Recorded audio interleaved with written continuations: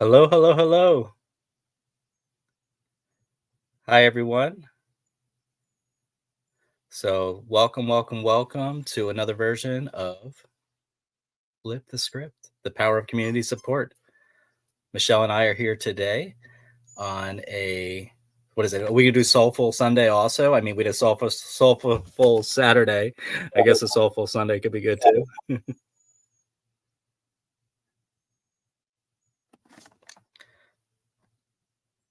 Michelle, you're on mute. Michelle is muted. Let's get her unmuted. Okay, we have a great show for you today. This is going to be fun. We're trying out some of our new resources that we have. So we're now using StreamYard, and this is going to be fun. We're going to get to learn more about the power of community support and how we could all be better community members to each other to help us grow both professionally and personally. And outside of that, we're going to get to learn more about Michelle too. So Michelle, are you here with us? I am here. Can you hear me? Okay. Yeah, we can hear you. Well, Perfect. I'm here. It's the Soulful Synergies. Got it. Soulful synergies. Perfect. And in the background, you're going to hear Sierra talking right now. She's like, "Yes, I want to be a part of this conversation too. I know you're on video." So, yeah, we have a great lineup today. So,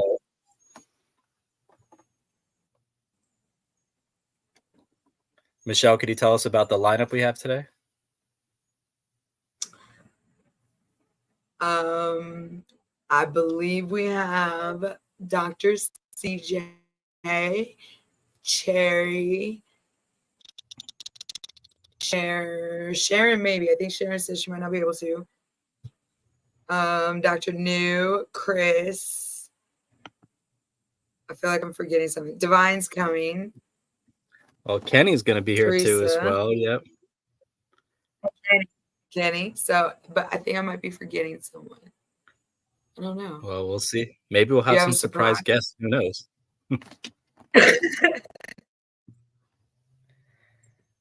All right. Well, perfect. So I think first we're going to start off with, let me go into some of the questions that we have over here right now. And first of all, let's just get into this, Michelle. So what does community mean to you? What does the word community mean? So for me, in my mind, I believe community to be like embracing and like resourceful and like maybe social. Like when I think of community, I probably think of like doing community events and like where families come and you meet like your mayor, your police people, or organizations. And when people are in need, then like you come together and you help take care of them. Like when I think of community, I think of like when I was a kid, there were like parades for softball or things like that is what I think about when I think about community. What about you? And that's your definition is really where I was at prior to getting into the whole humanitarian sector. And that's when my mind really like opened up into like the smallest building blocks of a community and just looking at it from multiple lenses, right? While we're growing up, Sierra is like, listen, I want out. I know you're on camera, so I may need to let her out in a second. Come over here. You might as well let her out. Let her out. Yeah. I'm gonna have to take. She's like, listen, I just got my hair done, dude. Like, you mess with me for like 2 hours trying to do my hair for my pre-spa day. I mean, seriously. So what I would say is that after getting into the humanitarian sector, I realized that it's about everyone. It's not just about you. Like when we're growing up, it's all about us. It's about our core circle of friends. It's about our family. It's what we're doing. It's about our little crew. But if we think about it, if we're trying to really make an impact or understand who is our true community, it's everyone that's around us. And it's about looking at people as community members instead of looking at it as they're just like another person.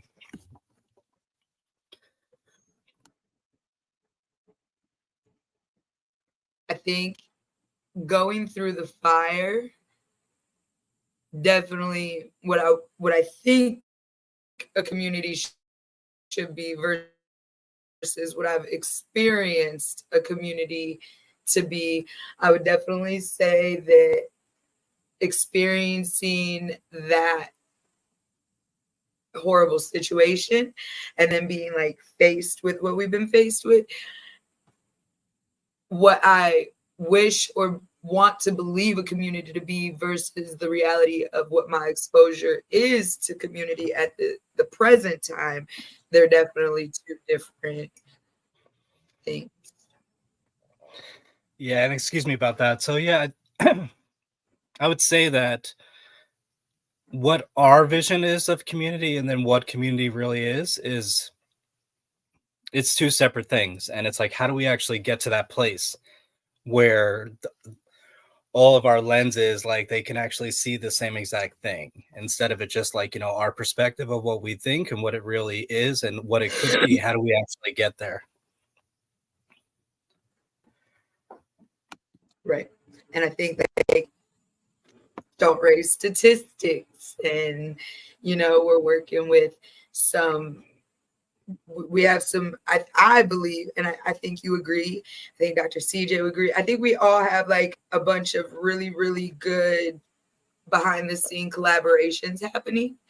And I think that within our discussions and what the intent is and what is being built and what we're building, the vision we're building towards, I think that we actually have a pretty good chance at achieving that community and helping rebuild them and helping come into communities and make them what they should be, really. I agree. We're going to ask you one question before we bring on our first guest, and that's what's on the screen right now. So, can you share a time when your community came together to support you?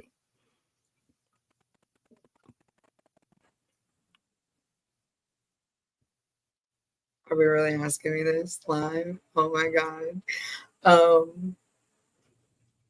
I mean, we could go to the next question or the next one or the next one. Yeah.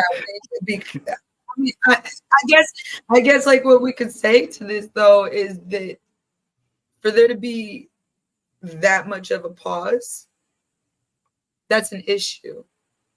Like, so I think that really it should be, I can tell you of times where I feel that the community should have truly come together and they didn't. So for me, I want to like understand why and understand how to fix it. But you shouldn't get asked that question and there be that big of a pause. I really don't believe so. Yeah, I mean, it's tough. I mean, communities can come together to support you so many different ways. But what do you think is the best way that someone could support you? Is it someone that if they're actually just listening, or is it that if they're actually doing something for you? I mean, like, when you think of someone showing up for you, what do you think of? What's the best form of support that you personally? For me personally, it's the listening. Like, I've had to like live a life where I'm the one that has to make things happen, and it's really hard for me to like count on somebody for like the tangible aspect of needing the support, and it's really hard for me to accept that. But it's definitely, for me, it would be the like just showing up to listen, just to be that soundboard or that comfort support for that moment. It would definitely be the verbal over the tangible. Got it. Well, thank you so much for sharing. So we're going to bring up our first guest. Our first guest is actually Dr. Leland. Dr. Leland's going to be added to the stage. Oh, and here's Dr. Leland. I have to unmute. I was like, what is happening? I was scolding my dog, like, please be quiet. Oh my God. Listen, my little one, I took her to go get to her spa day yesterday, and they were feeling her hair. They're like, no, we're gonna have to shave her. I'm like, oh no, you're not. She's coming back with me. We'll be back. Like, yeah, no. Right. This is so weird. It's the first day my dog is put up and everybody else's dogs are acting a fool. Yeah, Yeah, my she's very clingy, and then she tried to bite her husband, which we have another English bulldog, because he got close to me, and I'm like, when did that happen? Like, what is going on? Is it full moon for dogs? I mean, maybe. I mean, They're crazy Right. right now. I'm like, So, what's Dr. happening? CJ, like, what about you with that question on the screen? Like, do you have a time when your community came together to like supported you? I think all the time. I don't have expectations with people, right? Because I think expectations get you to a place where you're disappointed. So you just put out there what you need, and the ones who really care about you will be there for you, and the ones who just say that they care will just show themselves, right? And they actually eliminate themselves from that circle. I have a very small circle of For friends that sure. I surround myself with, so I keep that. But yeah, like a good example was, the situation with Jess, right? Like I was feeling so down for that whole week.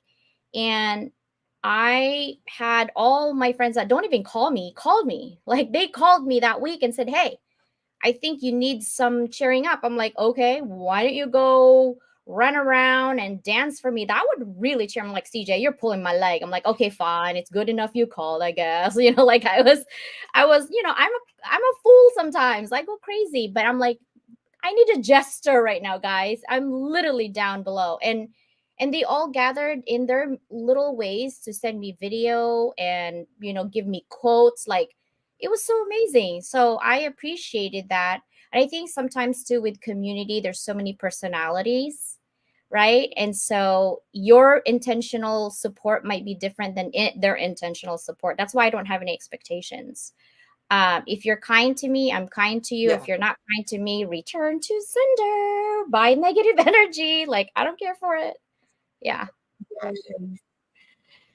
So I guess like I should maybe retract it. So like when you talk about community in the sense of like I am like this amazing community is building around me and I am getting my village. So I do get support like from like these amazing relationships that have been built like here on LinkedIn and things like that.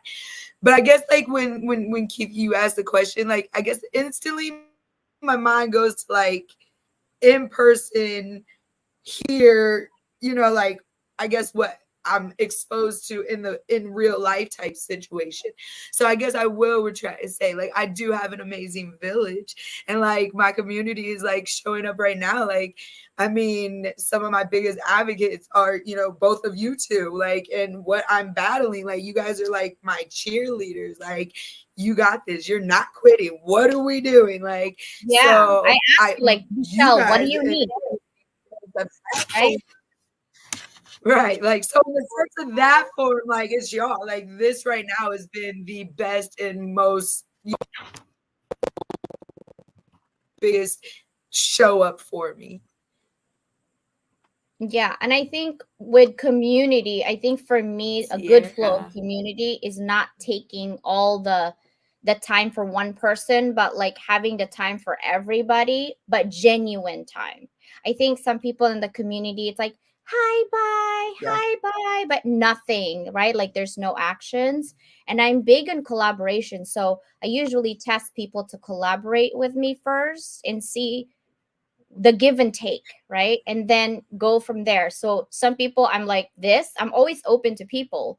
And then some people I'm like this, I like I love you, but stay right there, just right there, right? And some people are So within my you like put a dump truck on me. pretty You put much. a I'll take dump everybody. truck on me. Like in 1 week, it was like you're a 50 inspirational. We're gonna be writing in a chapter. We're gonna be doing like in 1 week. You was like, "Hi, you never met me, but check your email." Because I heard you and I value people who have something to say, but they're doing something about it. It's not just like, give me, give me, give me, give me, give me. It's more like, I have something to say, please pour into me and I can reciprocate. I think, Michelle, too, what people have to think about is that each and every one of us have our own personal goal. and our own mission. So when I see someone who's very clear on their mission, I will help them without asking. Without even, I'm just saying, hey, here's my open arms, take it, leave it, however, right? And I don't have any expectations for you to give back to me or pour into me at all, because that's just who I am. But when I do need it, I will ask for it and see who comes to my aid, right? And I do always watch. But I think for people who are passionate about, showing out for their people, showing out for even two, three people, that's already a big, big, big choice, right? And be consistent with your messaging, and make sure that when you open your mouth, blah, blah, blah, blah, blah, there's some actions into it. Like, I'm all about alignment. And there's so many different personalities in community, but even if I don't like someone, but if they're doing something for the community, I will still support them silently, right? It's because I really value people taking care of other people. Yeah. Any other questions? Keith, want to jump in? Keith is on mute. I think his I dog is think the one who's Keith muted typing. himself. Yeah, his dog is typing right now. Yeah. My dog, I wish. I mean, if we could get her to type, I mean, I'm trying to get her to fetch. I mean, if we could at least start with there, then it would make me happy. I'd like to really see her fetch. That would make me really. But what I would say is that, like, so we have the question we have up is like, who in your community has made the biggest impact in your life at this point right now? If you can name, I know it's tough to just say one person, but like, who in your community right now would you say is that person that's really showed up for you? Definitely Susanna. We started with just online friends, and then I invited her in Podfest, and she came, and we just continue our best friend hood. I think that's what it's called. And then from Susanna, I met Danielle before I met Susanna in person, so I brought Danielle in our circle, and of course Mike Asherbrenner. We've been through a lot since 2022, so I've known him for that long. The problem, like, not a problem, but it's funny because if he does something I don't like, I literally am like, bro, stop. Like, we're brothers and sisters, and I just tell him, I'm like, but he doesn't take it personally, like, oh, so you're just being a brat. Probably I am, but I'm just telling you, you're getting on my nerves. Like, and he tells me, so I was like, okay, fine. And sometimes I push his button purposely, actually, but that's just how I work, with friends. Definitely Michelle also made an impact in my life lately, because her passion for helping others really is amazing. I haven't gotten to know you yet, but I think the energy and synergy is definitely there. Dr. New also is one of my sisters that, when I need to calm down a little bit when I'm mad, she's there to kind of support me as well. There's so many people, but those are the people that I interacted recently. Also, April Wyatt, she's so calm. Annie, Kinga, those are my people. Ollie gives me energy, right? Like, who doesn't? Angelica Corral, like all my people, and we are Who can't Rebel, get energy from Holly? right? Like, we have a good community that I can pull, Yeah. because I know each and every one of their superpowers, and they share their vulnerability with me. So I only work with the superpowers so that I can work around the vulnerability. But my circle is not that big, really, but it's somebody that I've tested time and time that is there for me. Yeah. Well, thank you so much. We I appreciate you think it's being here always with got to us. be the quality of. We will bring you back up on stage. We're just going to go through some initial conversations, and then we'll bring everyone back up on stage again. Thank you so much. Now it's my dog barking. Oh my See? goodness. I mean, this is where we're at right now. We're in like the dog barking stage. Okay. Here's the thing, like, nobody knows who's We going to be all up have next. these dogs. We do. This is like, yeah. Let's see. Let's see. I get the next person that we're going to wind up bringing up is, well, it's going in the order of the people that actually, how they signed up, the RSVP. This is all it's about. It's like the entry to the club. I see, and you have that list. I don't. Uh-oh. I don't have the list, so I don't know Next up on stage is, I guess we're just going to go with the doctors today. So it's a Dr. New. Dr. New. Uh-oh. And she has a spotlight too? What? Dr. New, we are here for you. Thanks. Hello. Can you hear me? Yes, we can. I'm on now. We can. We hear you. Oh, So, I hi, get Dr. it. New. Thank you for being here with us. We appreciate it. Well, but where were you streaming this? Michelle We're and Keith. we're everywhere. I mean, this is like it. This is international. This is worldwide. This is probably at the White House right now. I'm sure they're Right. looking at this like, okay, what's happening? Oh my gosh, I hope so. Can we get some There. policy changes? Oh Like, yeah, the White House. Let's I'd bring love to be. some new Oh my things god. that we need. The changes in the school system and healthcare, right, Michelle? While we're there. Oh my God. How Okay, are now you, we're gonna move. Dr. Nude? Have you had a good week? Doing okay. Driving home with the kids. We went to temple. It's like a Buddhist called Vulang. Like Vulang is honoring your parents. Like for I said, if those who lost their parents already, or if their parents is alive, then how do you remind yourself the gratitude and the blessing and why you even exist. Without them, then you don't. There's no new. Like that. That is what the day of. And so took the kids there so they know what's it like, and to hear kind of like some of the masters to explain why when they take care of you when you were little. So when they get old, don't forget about them and remember to check into your parents, even though they are older and they might not need things, materials in general for food and things like that in general, but it's the love. We're all missing that, that connections and reminder. Hey, how are you doing? How are you doing, mom or dad or whoever that you have? Those are so important, and sometimes they just like to hear your voice. So those are very simple, but it's I think goes a long way, and it brings the heart, to any parents or even Yeah. any So this loved kind ones. of ties in. Is this Yeah, something that like a bunch of community members come to? yes, and I had to drive a far distance. It takes us over an hour. This one is the kids go online because it's a far like temple Buddhist. They have meditation for little kids online. You can go on the physical site, but because we live so far, so we sign up the kids for the meditation after school. They also have online like after school, like for meditation after the meditation that they do after school program, like to help them with their homework. Or if they don't have homeworks, they can do things, whatever their subject that they want to learn or like improve. And there's always tutor. Everything is free, but it's the community is not just but it's when I say temple and Buddhist, people thinking about religion, but what the of everything is not just religion. It's about being ethical and moral. How do you be respectful of your parents? How do you show kindness, be nice to others, even in a cartoon or in kids when they talk about, oh, some kids might look different or big, small, whatever color. How do you be kind to those who might look different to you, right?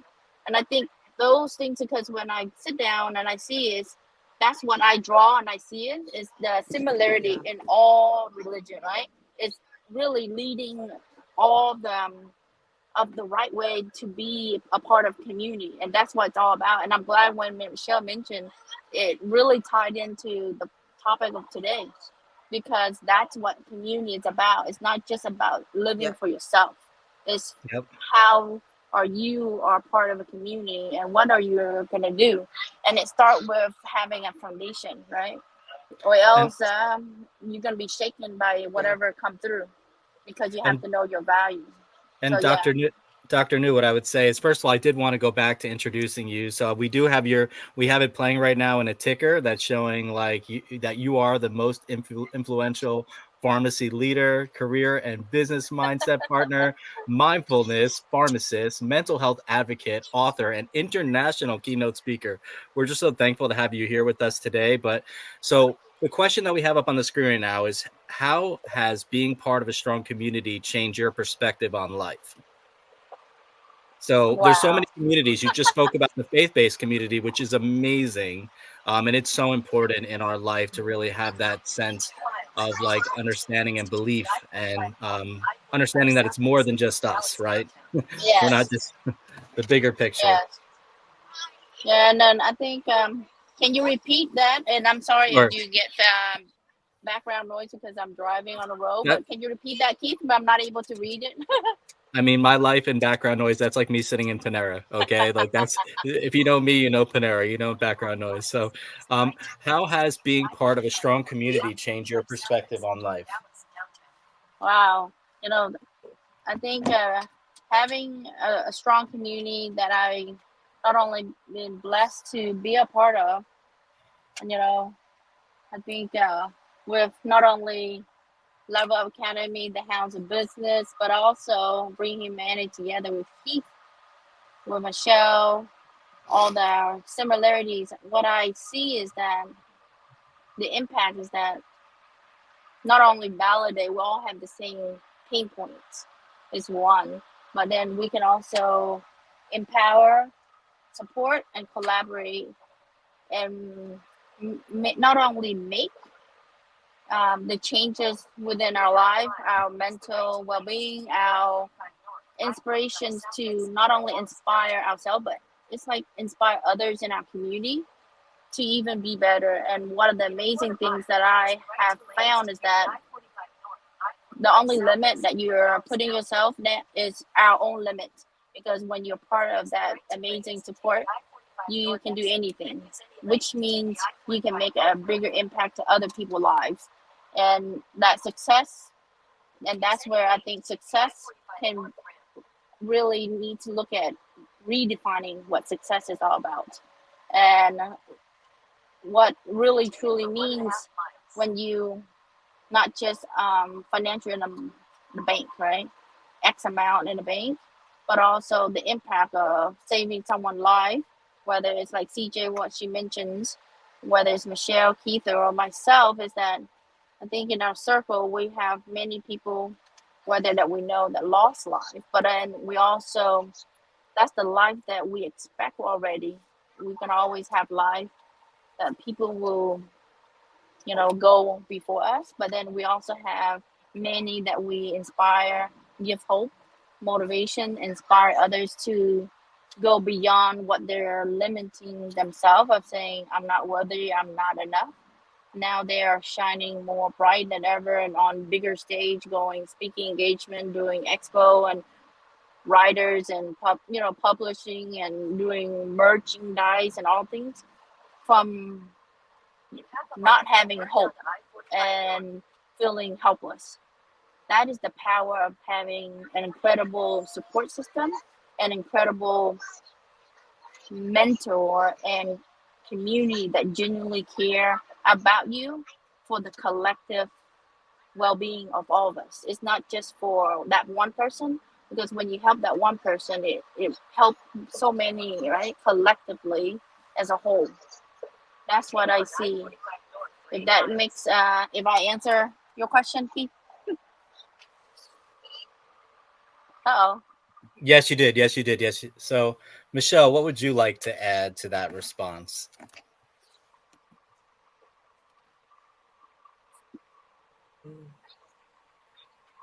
Well,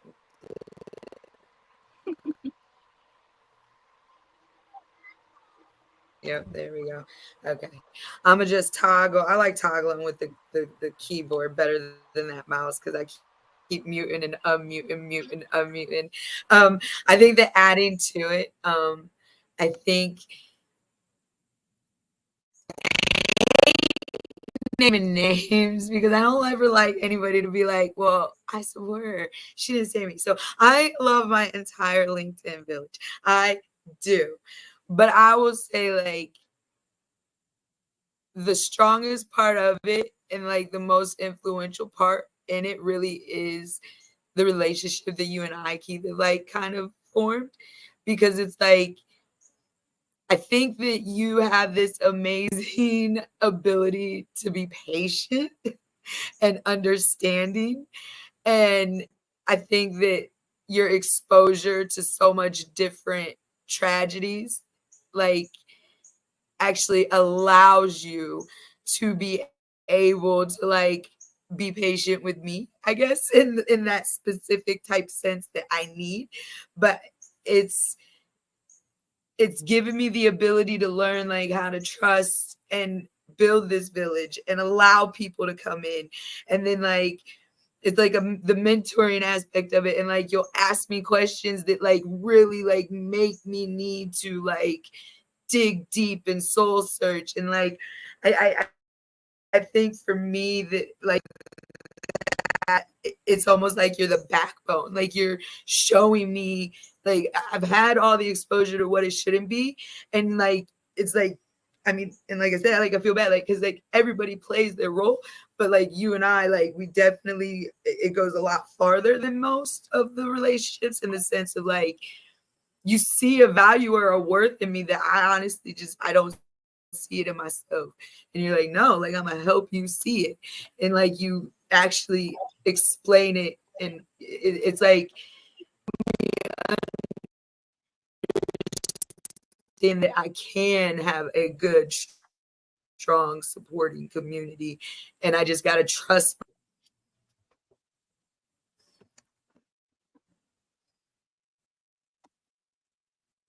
keep. Well, well, Control D is so much better than the most. yeah. Well, thank you so much. I appreciate it. Yeah, I do value what we've created. And again, it's not, there's many people that'll come into your life that'll automatically look at you and based upon their biases, based upon their ego or their titles or whatever it is, they're going to diagnose you and be like, okay, this is what we're going to do.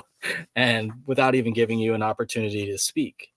And we've all dealt with people like that in multiple rooms that have just showed up and been like, oh, this is what we're going to do. And we're not naming any names here. Remember the art of war. Thank you, CJ, for bringing back up the book. So, but anyway, I think it's important for us to sit back and to listen and to see how we could support people. And again, from the work that I was in within disaster response, the first thing that we learned was psychological first aid. So it's not about, sitting there and talking about how great you are. It's sitting back and listening and just seeing how you can show up for someone else. And I think that that's something so important for all of us in the community as we are learning more about each other. It's just to be, to have grace and to be more transformational instead of transactional. But thank you so much, Michelle. It's and like look, everybody coming on this stage is a support. Everybody coming on this stage today, they mean something to me. And we eat like with Dr. New, and how like it's like each individual person I have, like we have our own little thing, that we can be like really digging deep into and resonating and relating with each other. And I think that it's just really important that the strong community, well, you can't do it by yourself. There's no me in a community.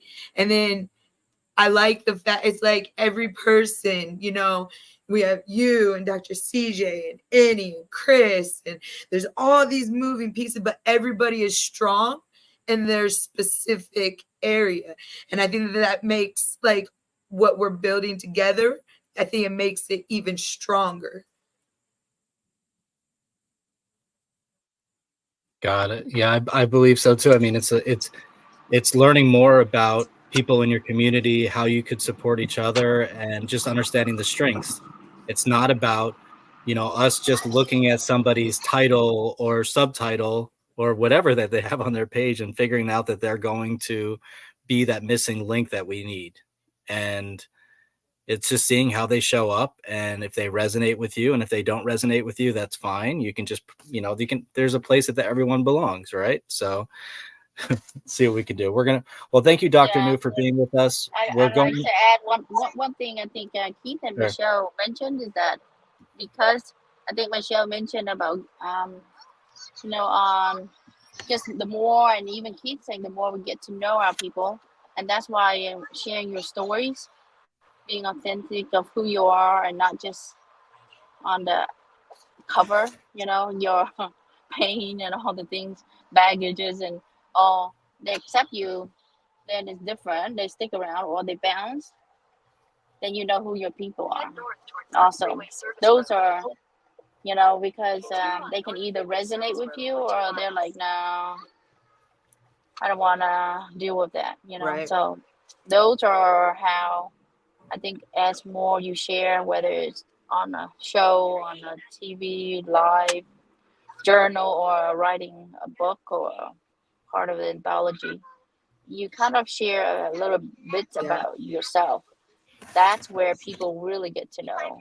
And when people, really want to get into the psyche is how they decide certain things. It's not about what you have. Everybody probably have the same thing. Let's say a shirt or whatever merchandise, or if it's a service, everybody do the same. But what set you apart from the pack, from 5 people or 10 people or whatever people out there, that makes them resonate. Oh, because they have this pain point. They can resonate with me because they're a dad or they're a mom, So that's, I think, the difference, and how people can really connect it and resonate with our stories and who we are, not what we do. Yep. I agree. Before we go on to the next person, I'm just going to add that I think that that's really why it is so important to authentically share your story. Yes, because people are going to find out if you're not honest. Not just surface level. Because if you're not honest, when the time comes to show and say, can you do this? They're like, I actually can't do it. Yeah, don't become that expert that's like hosting a room or something and then trying to go Google or ask ChatGPT what the hell they're talking about. So again, we are in the age of imposter subject matter experts and all that other stuff. So that'll be a whole other conversation. But don't be that person. They be trying to like replicate right into a redirection. And then replicate it into a redirection, like Michelle. That's a really right. You're like, that's a really interesting question that you just asked. No, I don't know, but anyway, but we're gonna move forward on to the next person. I'm just Happy Sunday. So glad to see you. Love you, Dr. New. Love you both. Yeah, love you, Dr. New. Be blessed. We're gonna go on to absolutely. Who's next? Okay. We're not banning her from I'm not even looking in the waiting room, so I don't even know, like, even though like our guests are like RSVPing now and we know who's coming, I'm still not well, it is so I still don't even know like who's down. This is gonna be time for we're gonna give you a hint. Chris, you're coming up on stage. You were next for the whole entire room. Hold on 1 second. We don't need to see my big face. There we go. Hold on 1 second, Chris. We're gonna move you over. Potentially. Or not. There we go. What is it? It's peekaboo. Well, good afternoon, Michelle and Keith and everyone. How are you guys doing today on Super Sunday? Doing well. What's going on, Chris? How's your day going? Doing well. Just taking a weekend off with my wife. She's doing some things for the pharmacy, yet she's getting calls like left and right. Can you answer me this? Can you answer me that? So she's always on call. Got it. Yeah, we know how that is. So we're going to jump right into this question for you, Chris. So first of all, Chris is the founder of Bringing Humanity Together. I'm not going to go to your page to see everything else that you put in your subtitle. He's probably a speaker. He's been speaking forever. He's been doing Bringing Humanity since 2017. He's been sitting there beating that drum, and people have been joining and joining and joining. Over 2,000 plus people have joined in this period of time. They've either come for a short stay or they stayed for a long period of time. Some have overstayed their welcome too.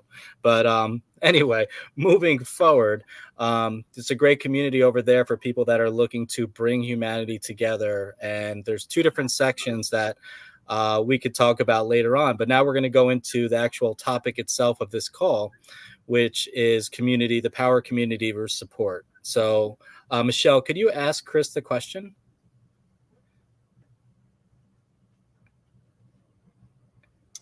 How can we harness the power of community to create positive change? Well, thank you, Michelle, for sharing that very powerful and very insightful question with me today. The way we can harness the power of community and to create positive change on everyone is, number one, just be willing to show up. If we can show up for ourselves, then that's where it all starts. And then the way we can actually harness that power of community, which is based in unity, is to be able to maybe even see or believe what others see and believe, and just take it for what it is versus what it's not. And then you allow those very people in the community to maybe even see and believe what you see and believe. But you allow intention to be there. You allow flow to be there, which is also interconnected to change, because change is the very constant throughout not only life itself, but the one thing that we can't control and everything.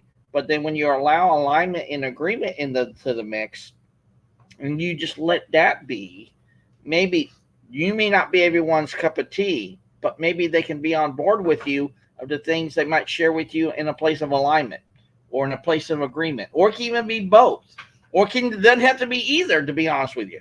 But you just allow that space and place to be there for people in such a degree that, again, what's going to be the next currency of humanity, ladies and gentlemen? It's going to be value.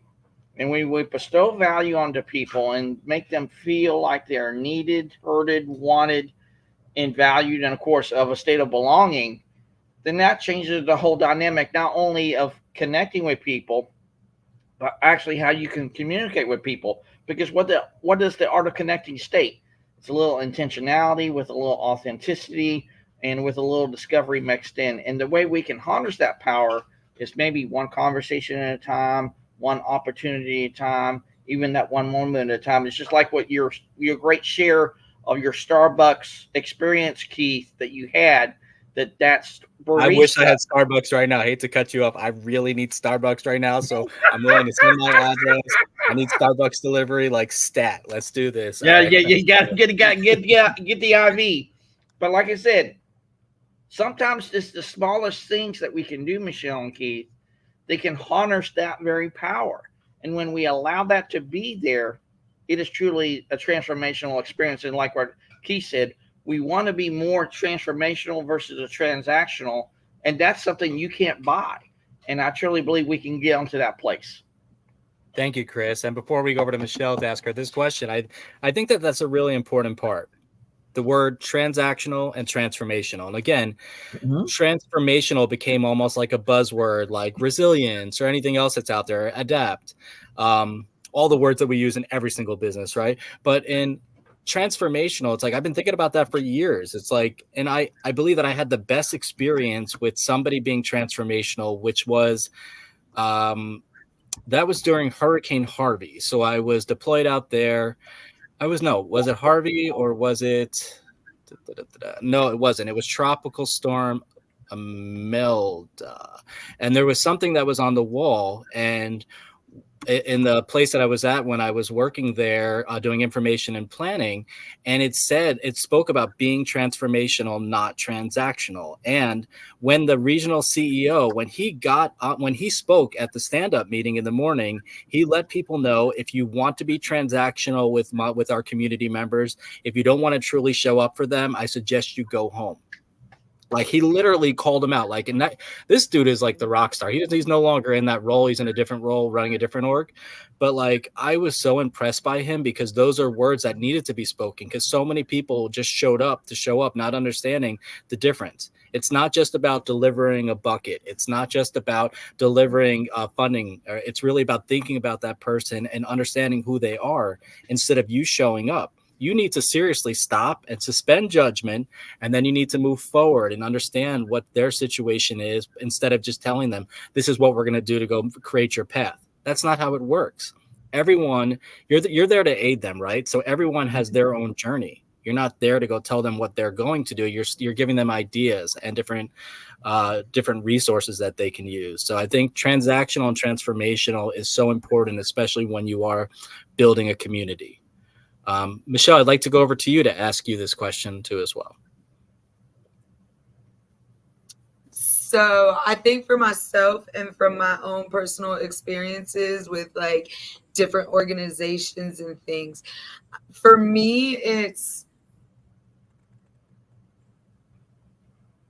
don't establish an organization or a nonprofit or do something within your community because your thought and your mindset is that this is going to be my lucrative financial key to freedom.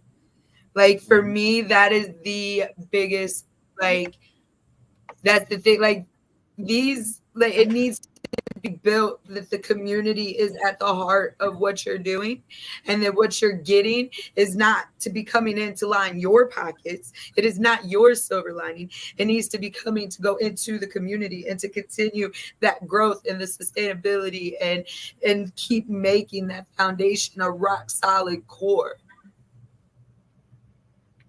I think it's like really it's coming in with the proper intention and like knowing like, you know, like I mean there's some organizations out here where, you know, they got good heart, they got a good mission, but years a year. I just for me like that needs to change. Mm-hmm. And Michelle, you're absolutely right. And the change has probably been in the very forefront of this evolutionary journey that we're on here, literally as humanity as we speak. And for me, I'm all about the impact and not about the money. And here's why. If I'm making about the money, it's always going to be relative to the money or the position or the title or the authority that I have with people in and of itself. I said that years ago. I'm throwing that out the door because you know why? If I just, again, make it about me and not about the mission or the cause or the vision or whatever, it's always going to be relative to that. So I really wanted to get more people engaged and a part of it because I don't even mention money. Because when you mention money, people get tuned off of that. And then they end up saying, well, how can I make a quick buck here? How can I do that here? And then next thing you know, they're off doing something else because they can make that quick buck. I want people to be here because of what they can actually see from a tangible value aspect. And by doing that and allowing that to take hold and flourish, that's another way we can harness in the power of community to create that positive change. Because we just know money is another form of energy and tool that we use to get the things that we want and need in life. That's all it is, nothing more, nothing less.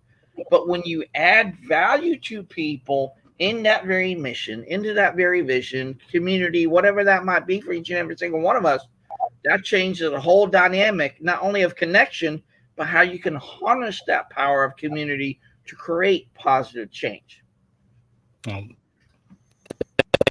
Thanks so much for sharing, Chris. We'll have you back up when we go towards the end of the call. We have special questions towards the end. Thank you again. And now, next up is my computer is running a little bit slow right now. I was trying to go multitask. I can't wait to have a producer. So next up on stage is Divine. Yeah. Hello. There I am. Hold on, we're moving you. My There you computer's. go. How you doing? Yes. I'm here. Thank you. That smile. I love it. Yes, I'm so grateful you guys get to You see wanna my make a- face, my energy.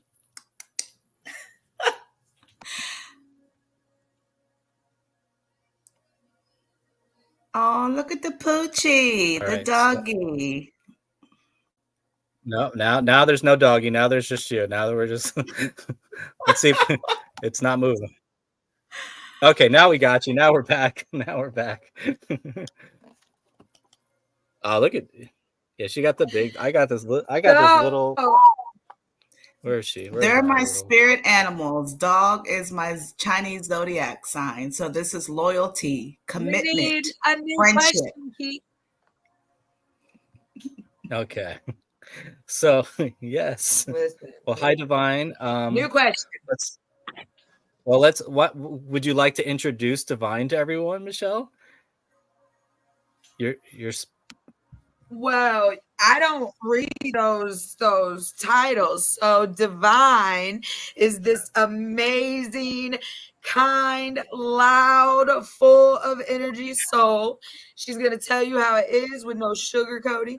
She's going to tell you what you are doing with the astrology world, and she's not going to take no shit. That's Divine for you. Now, I'm sure Keith can tell you the LinkedIn title. I'm actually not looking at it. I only do that sometimes because I think it's funny. Because I don't know. I mean, I'm very I don't funny like when to it get comes to to know people for what that thing. I don't like to get to know people for I what mean, that those little are title those are thing like says there. keywords. Because what I've learned is like 9 times out of 10, that's not who they are. Yeah, Yeah, all I the mean, titles and it's not labels, usually that's up not to me date. either. Yeah, I'm a humanitarian. That's all mine says. People are like, well, when they introduce me on stage, and if they don't know me, they're like, well, it says he's a humanitarian. And hold on 1 second. Oh, well, on his page, it says that he worked over here and he did this. So, but it's funny. But the whole world of LinkedIn, I think, is hysterical at times. But so, Divine, thank you so much again for being here with us today. It's great to see your face. How's everything going? Do you see that our hair like matches right now? Yeah. Yeah, I've been noticed Like, that. look at our. This is the first time my hair hasn't been colored, so this is my natural hair, but usually I have all the colors just like Michelle, right? Mm. All right, I'm being a butthead. Let me stop interrupting, Keith. Go ahead. Okay, so we're going to ask you the question. So how can we use the power of community to flip the script on global challenges? On global challenges. Woo! Like anything. There's so many different things that are happening in this world right now that people just sit back, they remain silent, and it's like business as usual, see no evil, like speak no evil. I mean, I don't know. I mean, like, I think it's about time that I think it's about time that we just actually speak up instead of just letting, the good old boys club just sit back and, run the show. It's time for us to actually speak up and make an impact in the world, and not just let mediocrity just reign in, and not just let all these different action items and all this other stuff that's going to try to make us believe things are different than they are. Let's just actually see things for what they really are, and not for that script that's been placed in front of our eyes. I love how you do these flip the scripts. Because I channel things intuitively, because I tell people it's all about our internal world. So when you say flip the script, we got to go back within ourselves, because a lot of people are showing up with scarcity mindset. They're afraid to speak out. They're afraid to talk about what's going on. They're afraid to speak about the injustices. There's a lot that people are dealing with within themselves that they're projecting externally. So it's important for us to be aware of that, and really sit with ourselves and say, okay, can I speak up about this? And I can. I have a voice. I have the power to speak up about anything that I choose to, that I may feel that isn't right or isn't, that's in alignment for what the humanity may need right now. And that's okay if I speak up about that, whether somebody says, oh, that's not true, you're wrong, whatever, right? We all have our internal judgments on how we view certain things, our internal perspectives. But the more that we let go or heal our internal wounds of feeling like we're not important, we shouldn't speak up, we shouldn't say this, we shouldn't say that. A lot of us were taught to shh, be quiet, don't say anything, right? Yep. You know, so Do we as I have say, not do as I do. yeah, we have to work on our internal self-talk, self-judgment, all of these things. Yep, it's that throwing that stones and living in that glass house. It's all day long. We got that bulletproof glass though, made by Elon Musk. We're fine. Don't worry about it. We're gonna keep throwing those stones, and no one can say nothing. But $0.99 free. yeah. Free for free. So Michelle, I'd like to ask you this question. So how can you use the power community to flip the script on global challenges? I mean, you're here doing it right now, but what's your perspective? I mean, I had a victory yesterday, so you know what I'm saying? I just keep doing what I do. I feel it's like for myself personally and what I be doing, like I'm sure that I am reading and educating myself and I'm making sure like I'm within the parameters of the laws. And then it's like I think the hardest part is when you take on like a multi-million-dollar corporation. It's like staying true to yourself and not backing down with the intimidation or retaliation or the scare tactics or the things that can be done.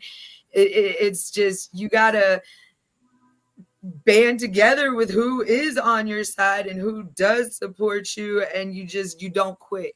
You don't quit. You just, if you know you're right and you got the receipts to prove it, you keep going. Because I think that the way that what happens is that these scripts don't get flipped, because at some point somebody will get to a level where they just can't handle that pressure anymore, like, so they'll out, or they think that's where the real power comes in, is when you say, I don't want to do this no more. Why am I doing this? And then that little birdie on your shoulder, or that text message from Divine, or Keith said in that voice that's like, get up. You did this for a reason. Keep going. You're not stopping today. Like, that's where the power lies, is when you want to quit, but you don't, and you keep going. Yes, and I think that's really important, though, because we got to think about it this way. There's people that could have done stuff to us in the past. Of course, I'm sure everyone has had something wrong done to them in their whole entire life, depending on how old they are, right? Sometimes people have that victim mentality. Sometimes people have a strong inner self locus where they can actually understand the difference between someone doing something to you or you doing it to yourself. But when someone does something wrong, and they're usually going to try to utilize their power to try to shut you down and to try to make you feel like you're hopeless, right? But don't feel like you're hopeless. There's always resources out there for you. If you believe in something, there's been an injustice, go out, stay the course. You will make things happen. You need to find that tribe that's going to be by your side to support you. They're expecting you to be weak. Do not be weak. Do not turn around. This is not like this. This is not a flooding situation. And that's like one thing I can really right. No, and I want to add to this though, is like, use me as the living proof example. Like 19 months I did it alone. And I found y'all. You see what I'm saying? Like, don't stop. Somebody's gonna be help you. I mean, I can remember like it was yesterday, the day that me and you, Keith, we talked, and it ain't no offense, but you sounded like everybody else over that 18, 19 months. It was like, okay, this girl sounds crazy. Like, there's no way this is real life. The skepticism, and then you're like, okay, let me see the receipts. But it was like, after 19 months, you called me and you said, take a breath. I'm gonna help you. You don't have to carry this weight alone no more. So like, Mhm. no, like it don't matter. Like I felt alone, but then you guys are here now. So like, I don't want anybody to think that there's not nobody. Just don't give up. And Yeah. you mentioned, a lot of people at this, they say hurt people, but people that have been through similar situations where people did abandon them because they were scared of what could happen by you actually being successful with going against something larger than yourself. Those are the people you don't need in your life anymore. You need to walk away from them. They're just gone. I mean, like they could think it's a temporary stay, but they need to realize it's a permanent stay. I'm sorry, this is an eviction notice. Bye-bye. See ya. But you find your tribe. Your tribe's going to be there to support Those you. are the And evictions we want. yeah, those are the positive evictions. So Right. I think it's Divine, what Right. go ahead. go ahead, Divine. No, it's for you. No, you out. Got another question, Keith? Come on. Yeah, I do have one more question for you. One more question. I got you. I'm trying. We're scrolling. Okay. What's one thing we can all do to strengthen our communities today? One thing we can all do to strengthen our communities today. Well, we are the courage, we are the strength, and that's always going to go back to our inner core selves, right? But even if you don't feel so courageous or so well all the time, for me, for example, I have a lot going on in my physical, personal life that a lot of people may not know about online. I'm a full-time single mother. I have my own business, and I plan on volunteering at the schools very soon so I can get in there and see what's really going on and observe everything, right? So yeah, I have my energy, my own energy, my own, taking care of myself. I'm all about having a care plan for ourselves and making sure that we are okay individually so we can show up for our community as a whole. But that doesn't mean that we're always going to be 100% well all the time. No. But this is the thing, when we come together, right? Say Michelle texts me or calls me, asks me how I'm doing.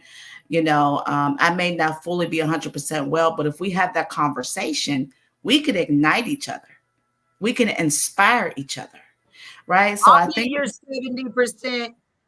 right. We could inspire each other, ignite each other. We could share, talk about stories. We can cry. We can get emotional. We can get real. We can get raw. It's all about just knowing who you can connect with in that way. Use your discernment, right? Because energy doesn't lie, no matter what people are talking, right? Energy doesn't lie. Protect your energy. Yeah. And our last thing I will say is that, everybody is projecting themselves, right? So whatever's coming out of me, it's my own experiences, it's my own mindset, it's my own how I feel about certain things. And it doesn't mean that we're always going to agree on everything that comes out of somebody's mouth or their experiences or what they share.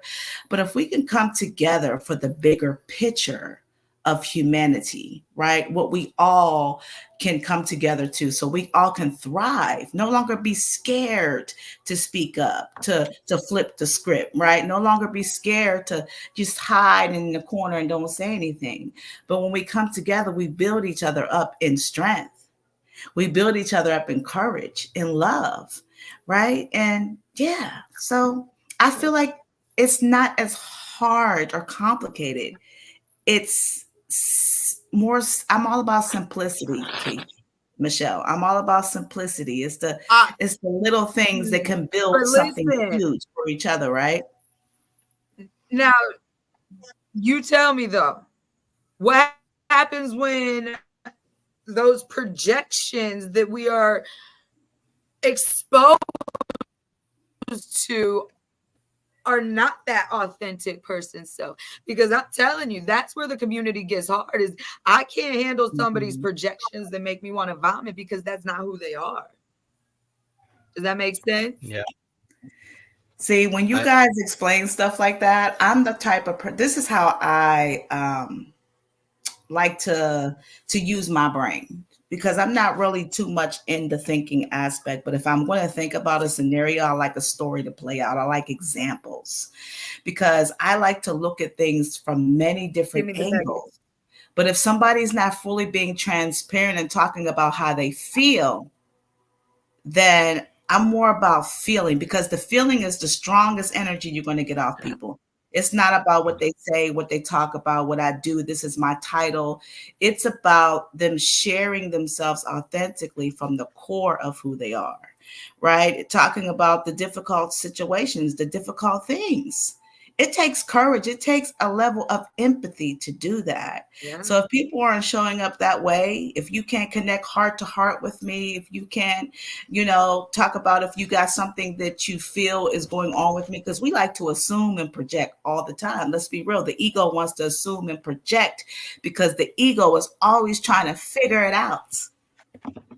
But a lot of times, what you're getting when your discernment is the frequency and alignment, it never lies. But the ego always wants to figure it out, guys. Not saying we don't need to figure it out because we can ask questions for clarity to get to know each other more, right? We don't need to sit back behind the screen and zoom and scroll and zoom and scroll like we some schemers or something, if that makes No, sense. yeah. And but And there's so many people that are out there. that consumed somebody's soul. Like, Nah, yeah. it's just like there's so many people out there that are just showing up in these rooms, and they're just out there, just like the person sitting outside of your house with one of those antennas, or going into the subway and having one of those things where they can steal your credit card information. It's like that's what they're doing. They're out there looking for the next come up. They're not really educating themselves. They don't have any knowledge whatsoever. And they're just going out to rooms looking for topics they can just go copy and just like, all right, well, this is what I do right now. Let me go change my title. Let me go change my headline. So, this is where the conversation is going to. Like, topics and titles can be but see, for me, I don't even care about that stuff. For me, that's almost like a petty thing because, like, it's like I'll tell somebody, like Keith, you and I have a dynamic. I don't care what nobody says. Ain't nobody gonna recreate our dynamic when we're on stage. So for me, it ain't even the topics and the titles. I think my pettiness comes down to when it's more like those private, trusting conversations and collaborations. That's where, like, I feel that the communities, that one rotten apple can destroy the whole batch. Like, topics and titles, Cinderella. I think that's like that's like peeling the band-aid off the wheel. If one rotten apple can kill a whole batch, that means that there wasn't a strong enough community, Michelle. Because usually that rotten apple, we're all energy and vibration. We're magnetic to each other. So if somebody's falling off or they're projecting something that's this is why I like to know the detail of what's going on. But if we have a basket of apples and one fruit, and then we can all affect each other. But once we need to be real with each other. Say, hey, you're doing this, you're projecting this. Tell me more about why this is happening, what's going on with you, so we can get to the root of it. Yeah. So maybe that rotten apple can get illuminated with some love and chill out. Or, maybe that rotten apple be like, now I don't belong in this community anymore. That's okay. Yeah. Well, thank you so much, Devanya. Sometimes it's good to let sleeping dogs lie. Sometimes it's good to just go out there and to just love them, because like you need to really just figure out. My baby girl just fell asleep too when I got on. My baby girl just fell asleep, guys, and she wasn't feeling good. And I was just like, oh my gosh, as a mother, we can be so protective. And I'm going to say this real quick and I'm going to let y'all go. As a mother, even as community members, we can be so protective over our tribe, our family. We can want to nurture them to health and be there for them all the time. But sometimes we just have to relax and allow people to just be, to self-soothe, to take care of themselves until they come to us and ask for help. I tell people all the time, I'm not going to always be available. I can't. I'm only one human being. But when I do show up, people can, like, my energy is authentic, right? So when I do show up, when I can be more consistent as my energy and vibration is in alignment with me. I have to be okay. Everything has to go on in the background, have to be okay for me to show up. So, and you guys got the dogs. I love animals. They're my spirit animals, guys. Well, she's out just my gonna one show you away. some love before you leave. Yeah, that shut She's me just right up, Keith. Okay, first Michelle, then yours. I love them. Look at that. See, just show some love. Sometimes people just need some love. They need understanding. They need yeah. authentic communication.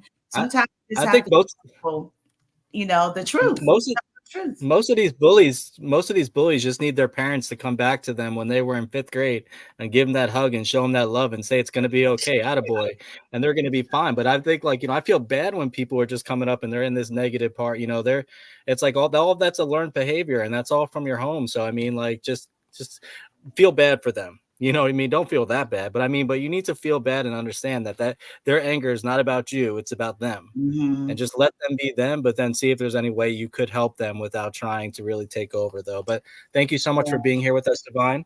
Thank you, We my will. loves. Thank you so much. See y'all later. Bye. So we're going to try quickly. We're going to go through. Wanted to play one of the videos. I wanted to play, first of all, Michelle, the video from the DRS that we made the other day, and to show that video, and then to show one of the videos. That's a crucial one. Okay. Let's show the ASG one. Let's show. So ASG. you made that video. You made that video and I put it out, and within hours on all platforms, people were like asking me, like, what can we do to advocate? How can we help fix this? And I mean, like, people across the world, different states, different countries, like that video you just helped me do, like, that definitely needs talked about, because it's the story behind what happened to make it is brutal in itself, but the reality of that, we do need a call to action. We do, need to figure that out, because that's should we play it, or should we play it on a different occasion? You can play it. I mean, okay. I'm ready. We'll get it. We'll get Everybody into it. ready? I don't know. Every day, agencies act swiftly when someone is flagged It's like as a 40 potential threat to seconds, y'all. themselves. But here's a stark reality. While immediate action is taken, the crucial support they need from local care facilities could be up to 2 years away due to waiting lists. This gap isn't just a statistic, it's a real issue affecting real lives. Because urgent intervention leads to long waits for care, the impact on individuals can be devastating. We need to advocate for immediate increases in funding and resources to close this gap. It's time for action. Our communities deserve better.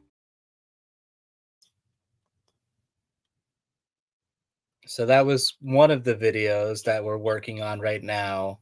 And again, we'll spend some time going into that on a different day. And I just wanted to play one more before we bring up our next guest, which is going to be Teresa. Since we do have so much going on right now with weather, we've created a preparedness series. And we're going to bring up this one. This is about community, how we can show up properly for the children in our community. Resilience isn't built with just one big event or a yearly activity. It's created through ongoing transformative work done together.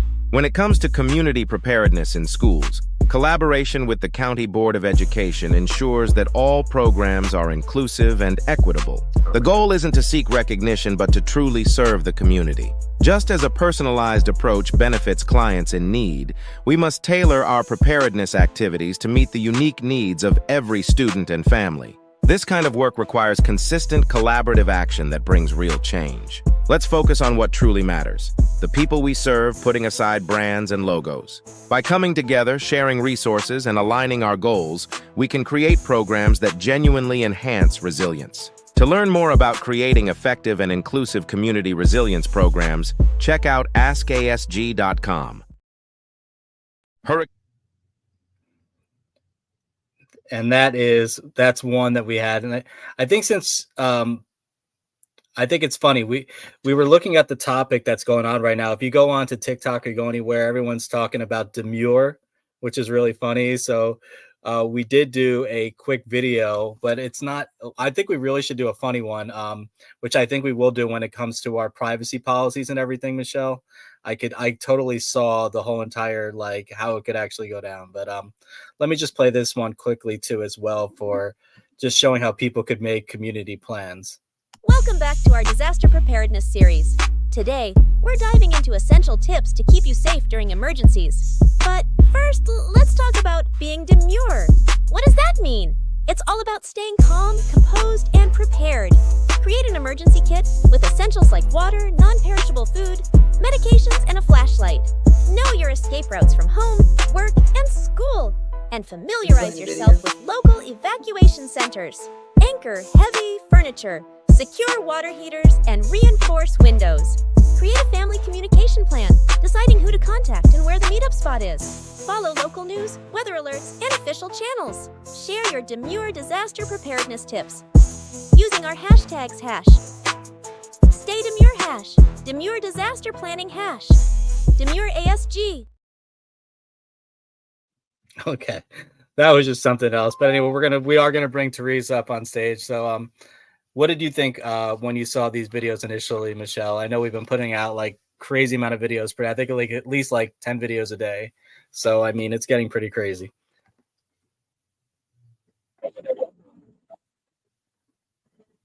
So, I mean, I love them.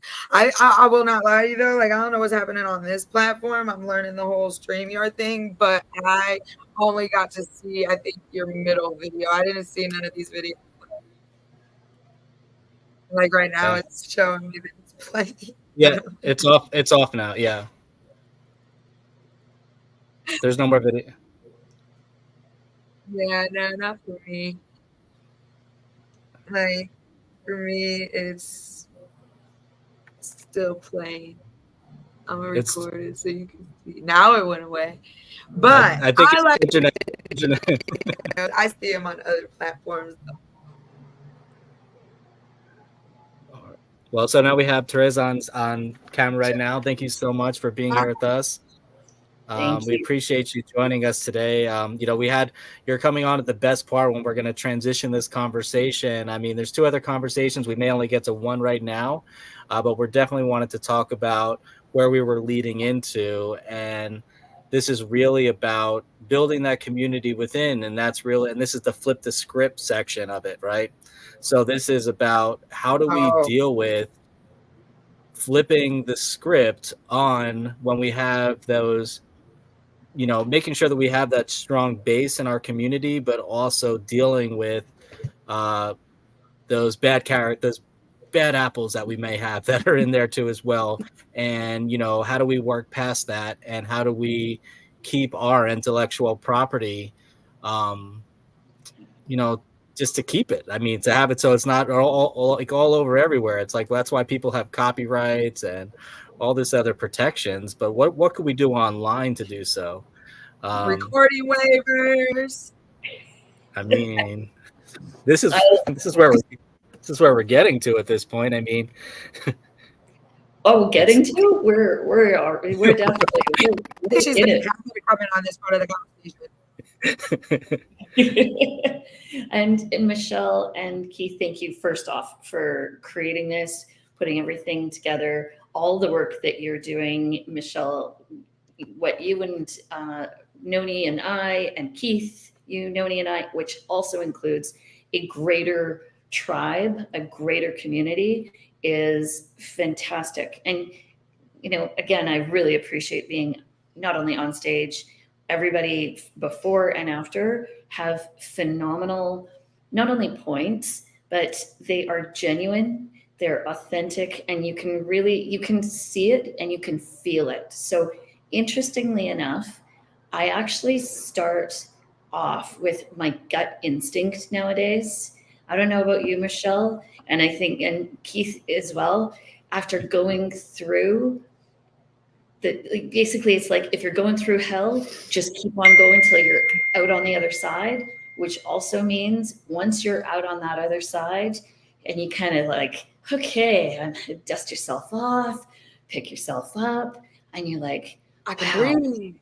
yeah. And it's like a phoenix rising from the fire with no insurance, with like nothing, maybe some net underneath you.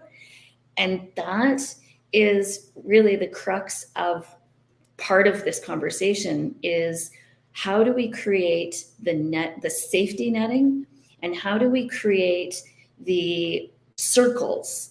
In fact, I was thinking about this, and ikigai, in terms, one of the Japanese principles in terms of our passion and our purpose is, what's our ikigai? And so it's, you have your circles of, what do you enjoy? What makes you happy? What makes other people happy? What's your purpose? All of the rest.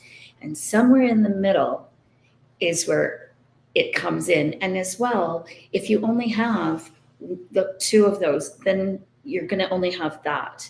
So I look at life as a wheel and spokes on a wheel.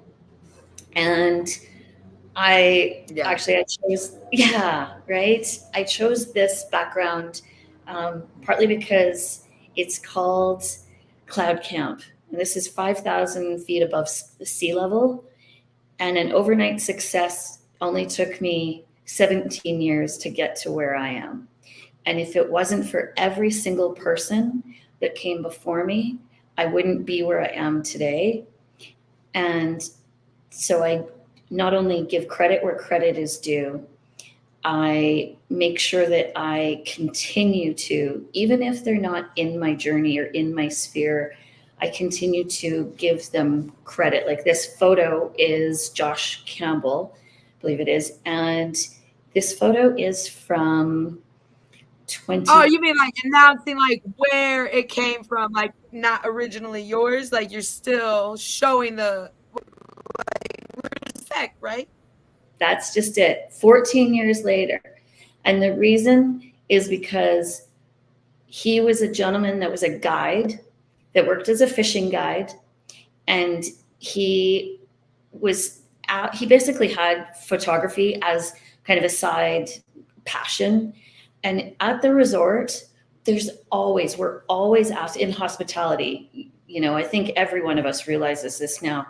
You have your job description, your job duties, and then you have everything else that you end up having to do. So he became, kind of the guide and, he'd do photos. And then he was hired and he was paid by the resort to do this. And it's really important for me. I have it on my banner on LinkedIn. I have it on my banner on X. And it's important for me to continue to give him the credit that is due. Because Keith, one thing you're speaking of, it is such a,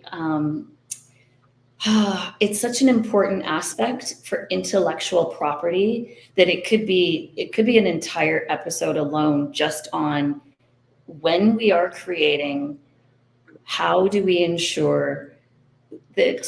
But before we move forward, yes, we are. That is going to be the next one. So, okay, everyone, you've heard it first. We are going to do this next. So if you see another person putting this forward this week, tomorrow, tonight, maybe in an hour, maybe it's going to be a post coming out in 5 minutes. You heard it first over here. Exclusive. All right, I feel like we need Flavor Flav here. Where's Kenny? RSVP for your Kenny. Flavor. That's not sorry. I ain't even mean to interrupt you, but next week you are entirely right. It is. Go ahead. Oh no, I was just giving it back to you. Like you're right. I was agreeing wholeheartedly. Thank you. There's a bit of a lag, I find, so apologies. Sometimes get a bit of a lag. And see, this is just it, is doing exactly what you did, Keith, which is, you heard it here first, exclusive. It's important. I rely on video now in terms of to me, I'm happy to have a phone conversation because I find phone conversation, you can hear the nuance and all of that. When it comes to people, when we're online these days, I understand everybody has challenges or tech or maybe cannot do video necessarily. But even if you can, if you turn your camera on and you've got, either the intro or the ending, it's not only really important, it's also, I have been speaking for years on this, watermarking our work, watermark and trademark. It's an expensive venture until someone steals your intellectual property and runs with it, and you have to then hire someone or deal with the after effects. And I'll use two examples that are really interesting because on TikTok, there's a woman, she's on Instagram and all that, and she created Coastal Grandmother, and she's trademarked it. And she's so smart to have done it. She's in her 30s, she's a young mom with a husband, and Coastal Grandmother is trademarked.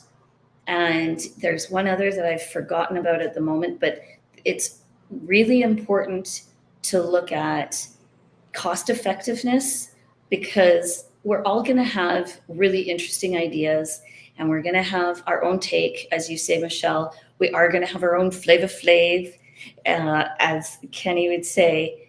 And at the same time, when we have an original idea, for me, I have for many years, I write everything down, I date it, I photograph it, I put it into my computer, I have backup upon backup. I will even rewrite something if I don't have the ability. I'll rewrite it and I will date it and I will mail it to myself, because verification on when we've done it, what we've done may come into play, especially in the land of AI, ChatGPT, all this kind of stuff.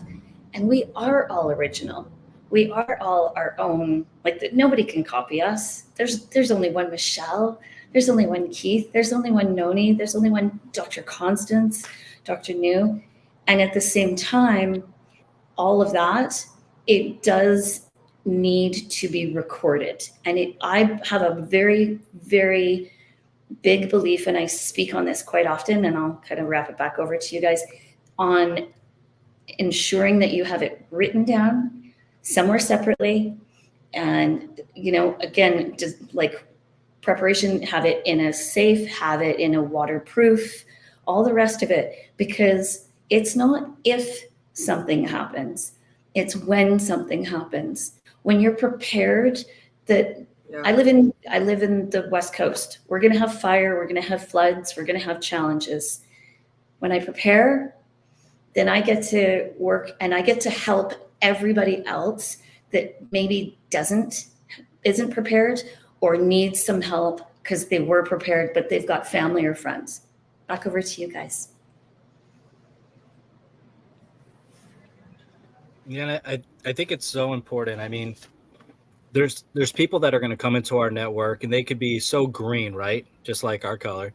And they're brand new to LinkedIn, and we're trying to lift them up so they don't have to deal with all the issues that we have, so we can mitigate them from having any of those type of downfalls and stress. And they're looking to take that path, like almost like we're driving that fire truck or police car or ambulance, and they're looking to follow right behind us all the way to the top so they do not have to go through any of those pitfalls.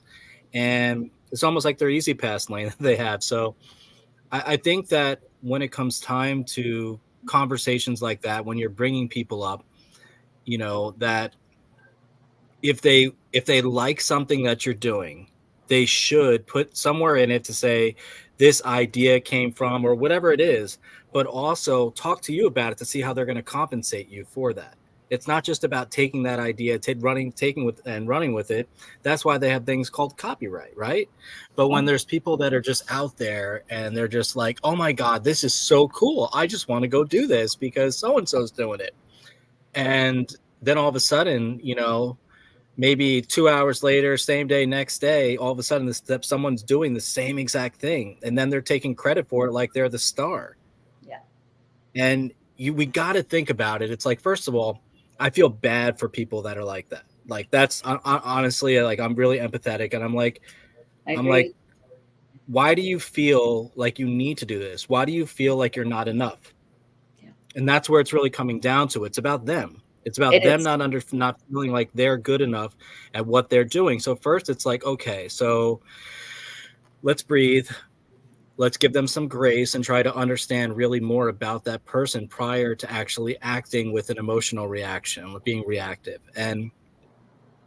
But then after that, after having that conversation with them, and if it continues, then it's like, all right, well, gloves are on, or gloves are off, whatever you want to say. But then it's we're really gonna have this conversation, and it's not going to be a nice conversation, and maybe attorneys are going to be involved.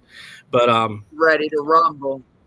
Yeah, and it's just like, I just don't understand it, why people think that they're just like that nobody can see. It's like they're so jaded by like that rose-colored glasses that they're wearing, that they think that whatever they're doing is great. But when you're stealing from other people, their intellectual property, their ideas, it just, I don't understand how that makes you feel like you're doing something. Like, that's just like, someone stealing someone's like song before it comes out, or stealing like any of these artists that get sued for millions and millions of dollars because they're stealing beats, or they're stealing lyrics from other people that have given this to them just so they can listen to it, right? And all of a sudden they're like, oh, this is horrible, man.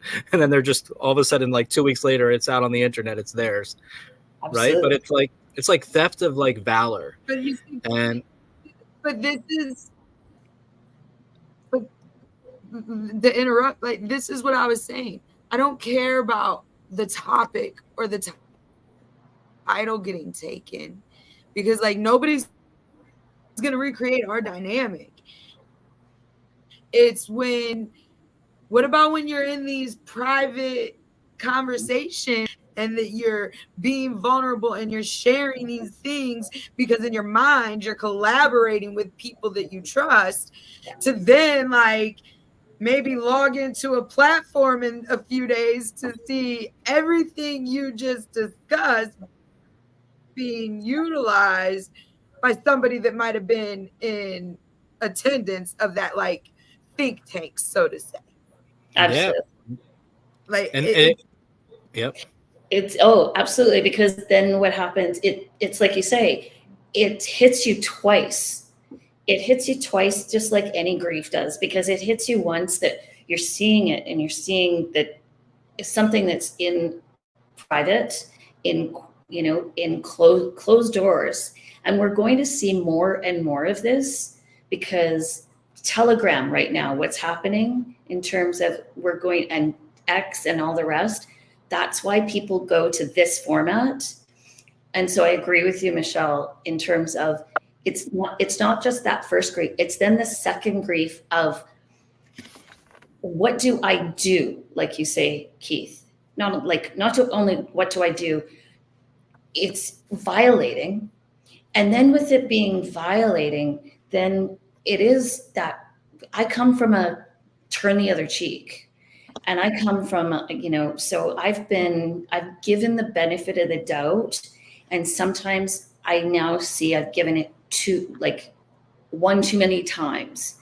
And what I love about what you've done with this space is the way that you created it, the communication that you utilized, the forms that are utilized, that are the limited number of people that are speaking.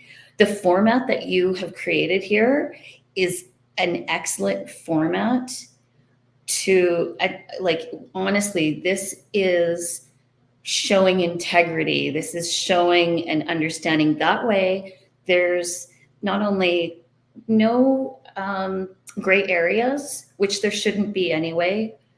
I think we all come from a time period where there are unspoken rules. And the reality is we need to re-speak the rules. We need to write the rules. Does that do you both find that's what's happening as well? Absolutely. I do. Yes. And at this point, I'd like to to add Dr. Leland back to the stage, because she just put out like like I was telling you, I was sitting there, I was at like the rice bowl, I was eating my bento box, and I was just listening. Like I had like, it was like Dr. Leland and her YouTube show was like right next to me there, and like Yes. everyone was listening to it, right? But it was just like amazing, and she did speak on this topic too as well, and just amazing. So that and this morning's topic like slides right into it too. It does. It does. Both events and Dr. conversations. CJ has been on point. Yes. Yes. all right, well, I'm not sure, I'm gonna add Dr. There's Dr. CJ. Grace us with her beauty. No, I'm adding her back. Cool. So let me. Awesome. Hi. Yeah, May so I we say, were. Dr. CJ. may I just interrupt for a moment? Dr. CJ, She's I want to thank you for this morning. You not only every Sunday, you do a fantastic. When I didn't have a chance to say to you, but you gave such a genuine, not only hello, but thank you for what you said about Noni and I and food diversity and what we're doing. I wanted to say publicly as well as to your face as best as possible. So the floor is anyone else's. I'm always watching my community because I'm all about alignment of who you are and what you do, right? Because if you're just talking, I'm tuning you out. I like talking, doing, and then you're like, but I failed. No, you didn't. You just didn't figure out the right way. Just go this way and this way and this way, and maybe change your collaborators. And I love it when I see people collaborating and creating something, right? And pivoting and changing and pivoting and changing. And I'm loving the conversation with intellectual property, because I think a lot of people basically are not using the internet, okay, to read uspto.gov, guys, like literally org.gov, figure it out what copyright means, right? And just think that I'm actually going to have this conversation, AI and anthology, because a lot of people, I can tell if you're using the AI to write your anthology, because there's no emotions. It's just running through really good grammar, but there is no story behind what you're saying. And I can read 60,000 words in literally 3 hours. I've been teaching for probably almost 13 years now, and I probably do what, maybe 14,000 students, and all I do is read and read and read 60-page paper per student. So anthologies and AI is something that we want to talk about tonight with Susanna. But back to community. I don't know if you guys, I know you were talking about ikigai, and there's called wa. Wa in Japanese is like harmony, right? And understanding that in the Eastern culture, we're more collectivist type of people. We all about saving face. We're all about not hurting your feelings. Sometimes people are Americans. I'm actually more, I've been here in the US longer than I have been growing up in Asia, but I still have that Asian culture because that's my foundation. And I think when people talk about community, it's all about in the head, they're saying they love community, but because they're ingrained in that culture of individualism, the action of I love community, their words are saying that, but their action doesn't align. It's because of the culture itself that you're used to. And so in Asian culture, wa is harmony. It's literally emphasizing the importance of harmony within the community, and also like the cohesion, because community is bigger than you and I. Community is about building, is about collaborating, it's about figure things out. But when you're all about me, look at me, I'm so the best, I'm the bomb, it is no longer about community. It's no longer, now it's about you. But I think each and everyone have their own amazing, like you and Noni, you guys have an amazing conversation. Keith and Michelle, this platform is amazing. Like having that, I think we need to switch a little bit on the collectivism when it comes to community. And giri is like, duty and human emotion. What is your duty to your community? how does your emotion play into the community? Is it conducive? Is it harmful, right? And what is your sense of duty? What is your human emotions and your sense of duty telling you? And I think sometimes not having that definition of what is the expectation within the community, people just like to gossip around, oh my God, she's doing this.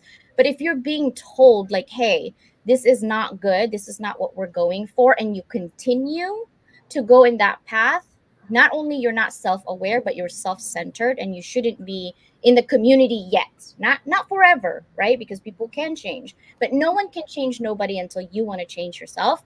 And I think part of self-awareness is self-healing. You got to heal your own trauma of your own insecurity and why you feel the need to be always be the center of whatever. Listen, I'm an only child.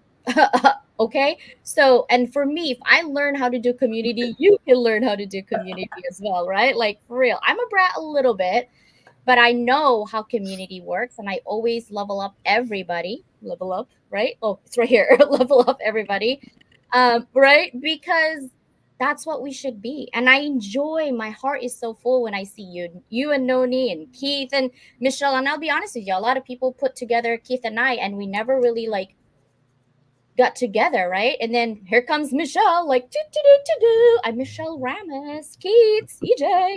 And all of a sudden, it's explosion. It's like that good combination, when you do salt and pepper instead of mayo and Yeah. some whatever, right? Let me quickly apologize, Dr. New. We love you. I'm sorry. Oh, thank you, Dr. Dr. New. I love you, Dr.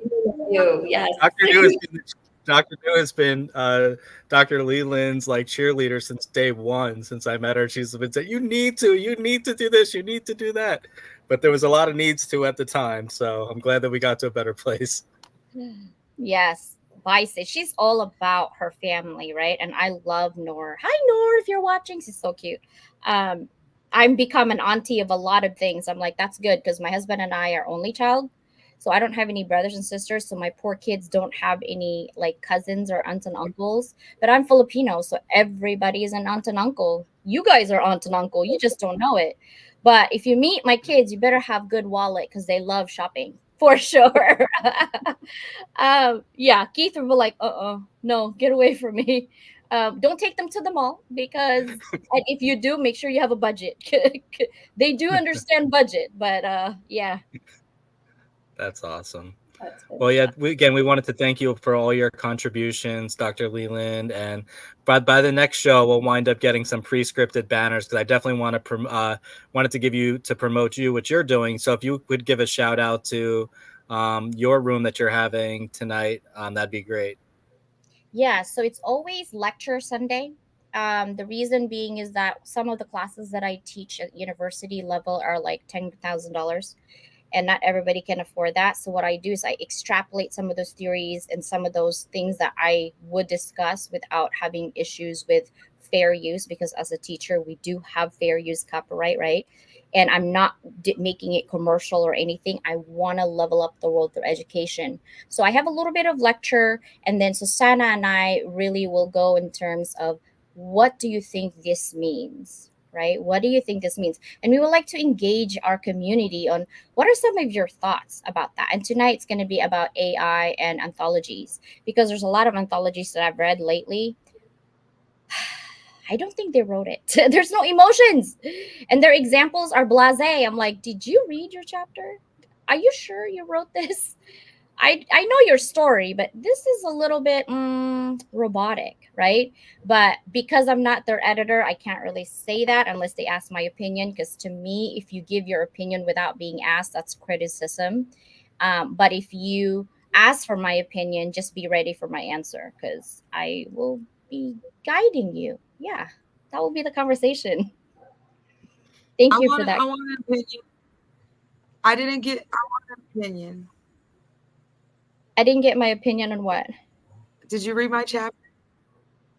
On my chapter. I want to know. Well, no. See, the thing is, we have different editors because we have a lot, right? So we're in Susanna, and here's the thing: Oh my God. Susanna do it differently than I do, but we're aligned on our values. So if she feels that your chapter was something fishy about it, she'll talk to me. She's like, hey, what do you think about this? And if she feels uncomfortable, I'll be knocking on your door. Because Susana's not that type, like, would tell you, but she's good at editing. But if she feels uncomfortable, I'm gonna be like, hey Michelle, what is up with this paragraph, right? So if you didn't get that, hey Michelle, that means you're good. For sure. You're a Oh yeah, rebel. no, final draft submitted. We're good. You're a rebel. I just need my rebel gear now. Right? And keep like, hey, there's a sticker. You know, we might be having some flipping the script gear coming like that. On your We head. will. Well, again, I wanted to thank again Dr. Leland and Teresa for being with us. And Teresa, I want to just put you up there for a moment so you can say any last words that you have before we bring on Chris and Dr. New, and then we're going to get over to towards wrapping it up. But thank you again, Dr. Leland, for being with us. And here's a good thing. Noni just messaged me. She is interested in stepping up to be to helping us out with doing some of the production in the future. So that'll be cool. She can sit on the back end and really just help us get us right. Yeah.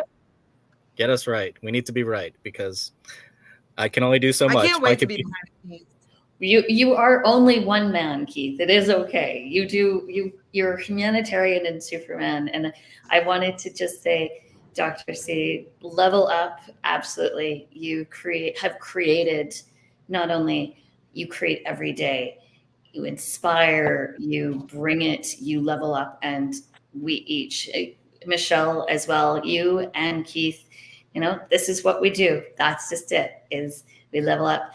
And there are so many people that I have in community and that I have to be thankful for. Noni especially. Noni is, I know that she prefers to speak of us, and she prefers to be the one who's, she's doing the certificates and exactly. And so it's just the one time that I will say, because what we have co-created and what she not only is creating, but as an umbrella, we all are connected. And if we haven't worked together yet, all of us are going to work together. I know that. Dr. Constance, I'm interested in anthologies with you.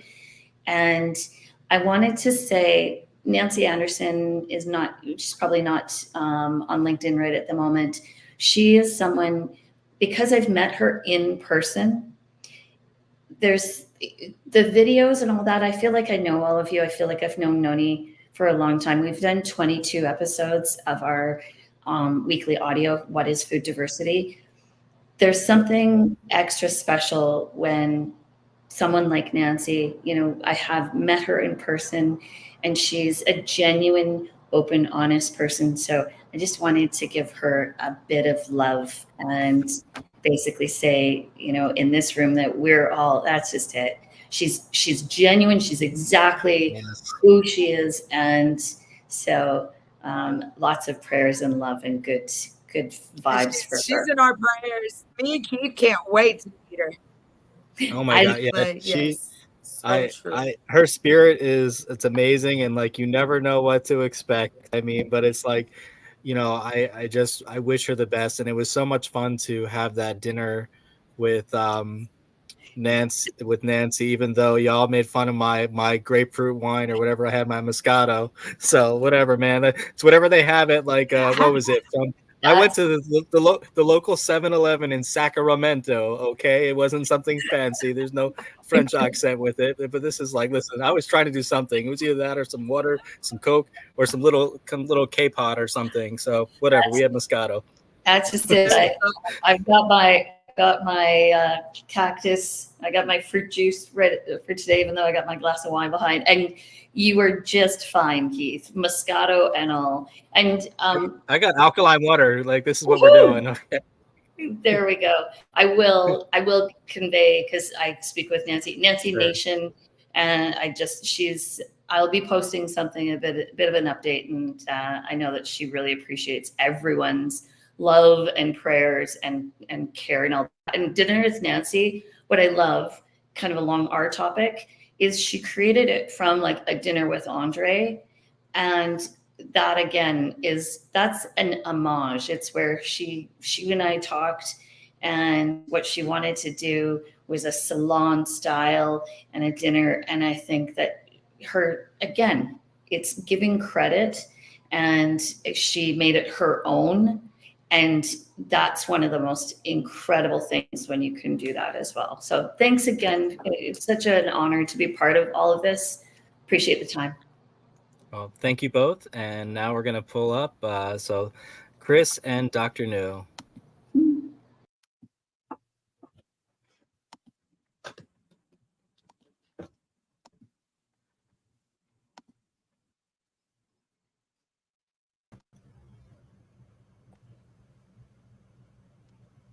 Hey, Keith, Michelle, Are they coming? Hello. Chris, you guys can hear me? Yep, we hear you. Chris is like, listen, I've been sitting in this seat for I don't know how long right now. What the hell's going on over here? So, Here, thank you. I'm back Perfect. on camera. I just made it home safely. I think Chris, we're gonna have to switch your position, Chris. We haven't seen Dr. New yet. This whole time we've only seen a circle. Aww. She does exist. She's not the robot. See, later on I might that beautiful post. smile. Yeah, because I have this thing, Michelle, because they say to honor the parents. And let me see. Oh, I did the camera because, like this one. So this is like to represent if you lost one of your parents, like the color one. So later on, you see my kids have red for having both parents. So the flower is like dedicating, honoring your parents. So because I lost my father, I still have my mother. So mine is pink, but theirs is pink, red. And if you lost both parents, then your flower is white. So they learned something new today of how we honor our parents, and it's just a little tradition, but reminder of every day how to share our gratitude for those that have made not only paved the way, but because of their existence, we're here. So lovely topic. Now that you see me, Michelle, I'm sweating. Texas is so hot. It's crazy, but I'm blessed to be here with Keith, Chris, and Michelle. What? Can you not hear me? Nope, Michelle? I hear you. Oh. And so yeah, it's what an amazing community. I think I saw CJ with a lovely hat, Level Up by Doc, and then Teresa. Who else did I miss any? Oh, Divine. I think I heard also Divine. She was. No, I don't think I missed anybody else, right? Of course, the handsome, Keith Cooperman, Chris Berryman, and the beautiful Michelle Raymond. Michelle is like, she's still probably watching the videos from like 15 minutes ago. Aww. We need to. I think our it's funny. I think we trade that like on the calls that we do. It's like one of us always has the bad internet connection. There's one. It's not always going to be both where everything's great. It's one of us is going to take that. So. Well, that is technology. I really think it's my fault though because I forgot to restart my computer. So I forgot to do the hard restart. Restart it. So we'd like to go back to. Am I shiny, Michelle? No, you're good, Dr. New. You're good. You're beautiful. All right, so let me see. Here's the question that we're going to ask. Smiling and here's the question we're going to ask Dr. New first, and then we're going to for Chris after. If you could rewrite one moment in your past, what would it be and why?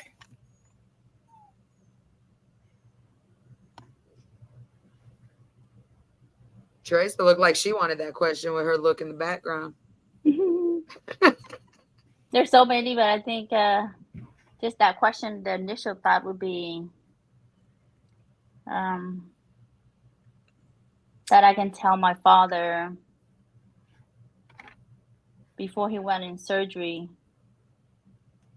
as a new immigrant, coming to the U.S., not knowing the language and cultures, and having my father being pushed to the operation and OR.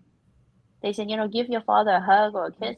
And our culture, we don't show the, like PDA, the public display of affections, even from a daughter to a father, is not the same. And I think it's like, I don't know, there was a torn between two cultures. It's like, am I not doing what I'm supposed to? But that's not the normal. And I think if I had or could have rewrite, maybe why not? And it's just because of the barrier, and I don't know. It's just something maybe, just say, we appreciate all that you do to have an opportunity for us to be here in the land of opportunities, um, and to be able to give back to the country that opened doors now is our home. It's so it's because he's a servant, serve in the military, and not only for his country and fighting for the people and protect the people. I think I also resonate, and I guess I also see why and why I'm so much like my father and mother of being selfless and try to make an impact on others, and of just being us and be able to share our collective experiences and how we can lift one another because we're all the same. So I think that is what I would do. And I Nothing felt else. since I winded up thank you so much for sharing. I winded up adding Teresa to the stage. She's like, "What? How did I get to the stage?" But because we only have, it'll look a little bit smaller, but I think it's a great question for all of us, really.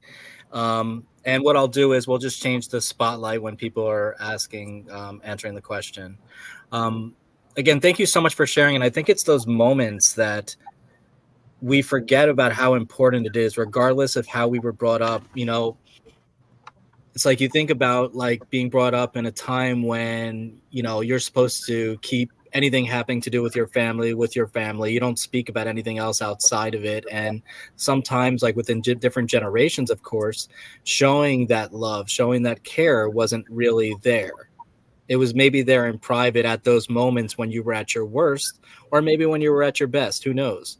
But it just wasn't there. And I think with each generation, it got a little bit different, where people realize they're like, no, I think I needed something more. So then they're treating their children differently. And it keeps getting to the point where the children are being coddled so much and they're like, oh my God, do everything for me. That's what you do.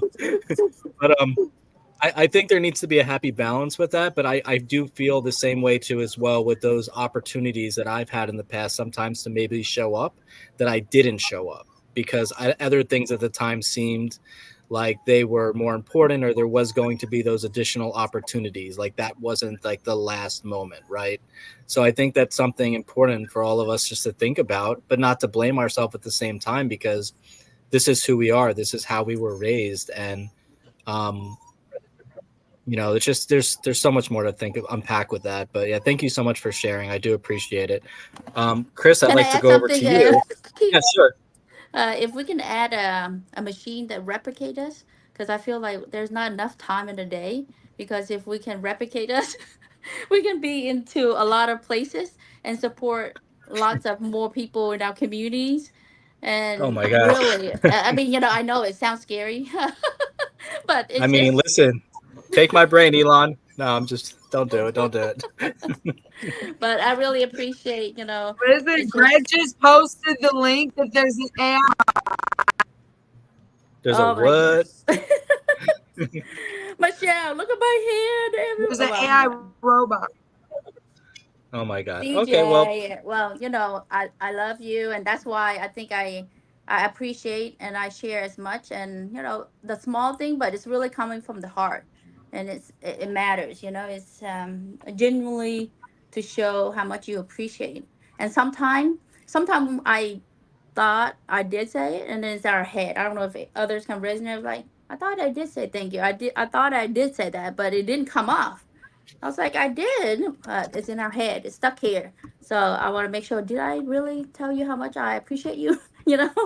So so It, we don't lose it. It's like we hold it it's in, it's release it out. it's it's always good to close out your day Mm.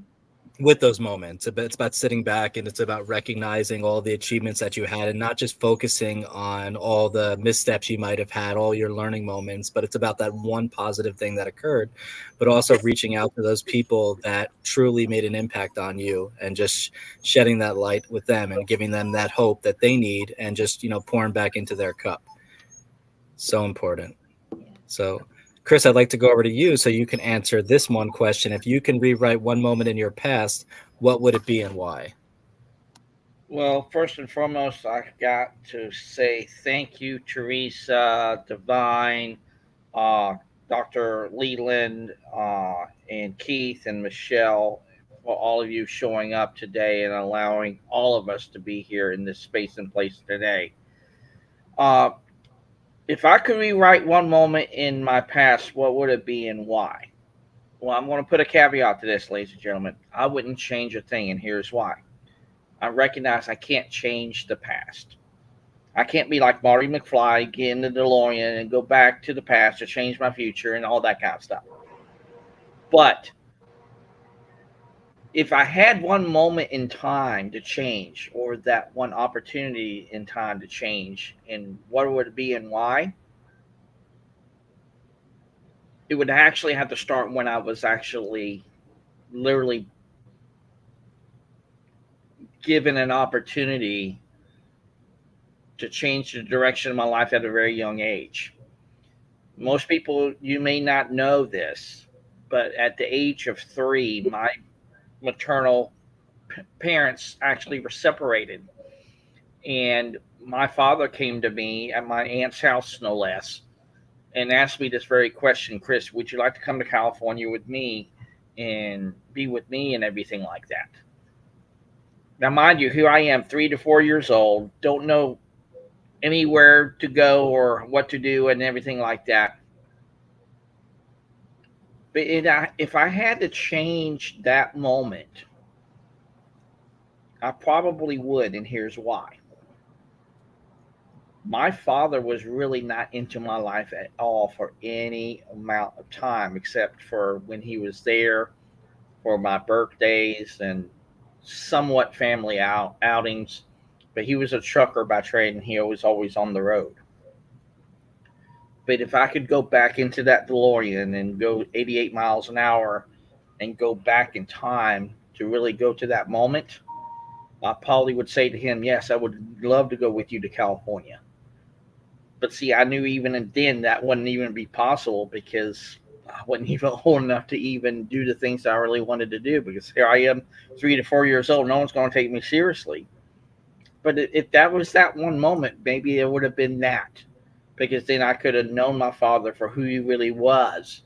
Because if it wasn't for him and my mother getting together, I probably wouldn't even be on this planet. And that's why I truly believe family is really a big thing for each and every single one of us in one way, shape, matter, or form. Because if I would have gotten to know my father of where he really wanted to go in his life and see what he could truly turn into being, then my life probably could radically have been changed because of that. But again, like I said at the beginning, I wouldn't change anything because everything happens for a reason and everything. But if I had to have that one moment in time to go back in time to do that, Keith and Michelle, it would have been that. Thank you so much, Chris. Now we're I can going to definitely go. understand that. Yeah. So, what would you like to say about Chris's share, Michelle?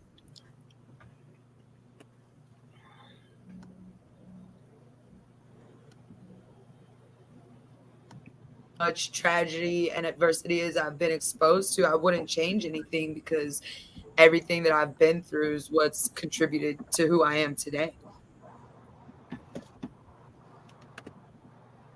Nah, and I agree the same thing too with myself. I wouldn't have changed anything. I think everything happened the way it was supposed to happen, Mm-hmm. and I feel confident with that.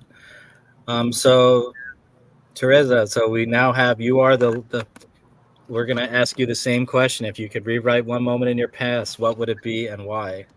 Thank you. And it's interesting because that's just it is, I could say, oh, this moment.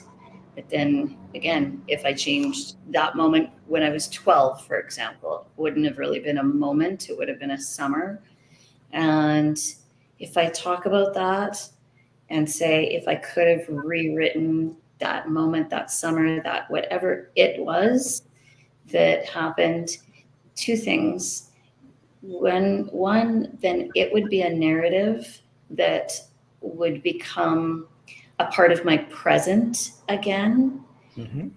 And this is what's so interesting about what each of us are saying in terms of there are many moments that we think about, that we go through, that we're like, oh, it's always that, oh, I thought of the perfect thing to say 10 minutes after, or whatever it is. And so it took me a long time, not that I regret anything. It used to take me a long time to process or to come to acceptance with things. Mm-hmm. And the reality is, there's a Peter Crone quote: "What happened, happened, and couldn't have happened in any other way because it didn't." What I will say is, in flipping the script, what's really amazing is in flipping the script, it doesn't mean that we write the moment in our past. It means we rewrite the acceptance in our present. Mm-hmm. And that is where I will leave it.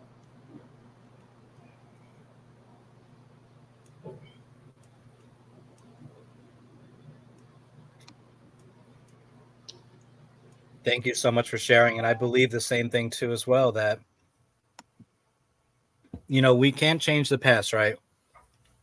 But we can move forward, and we Mm-hmm. can acknowledge the past. We don't need to sit there and say, we don't need to be deniers, like, oh, this didn't happen like that. We can really sit back. We can own it. We could take accountability, and we can move forward. I mean, how do we move forward? It's really by flipping that script. It's not by just accepting the narratives that people have placed on us or that we're placing on ourselves. It's about showing up to the table authentically as who we are and just staying the course.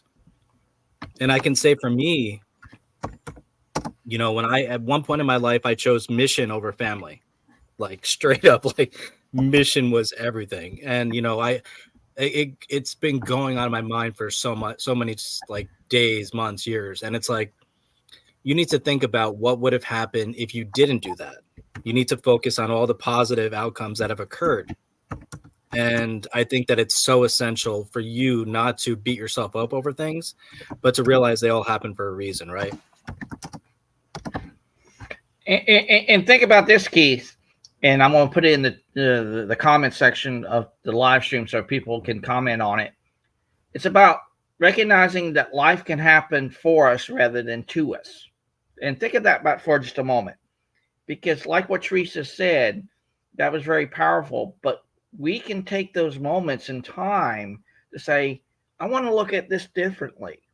I want to have maybe a different worldview. Maybe I want to have maybe even a different outcome if I just allow it to happen to me in a way that gives me probably a totally different experience. Because again, if you want to have life happen to you, you go play, oh, woe is me, play the victim card, I'm back in this hole again, and everything in between.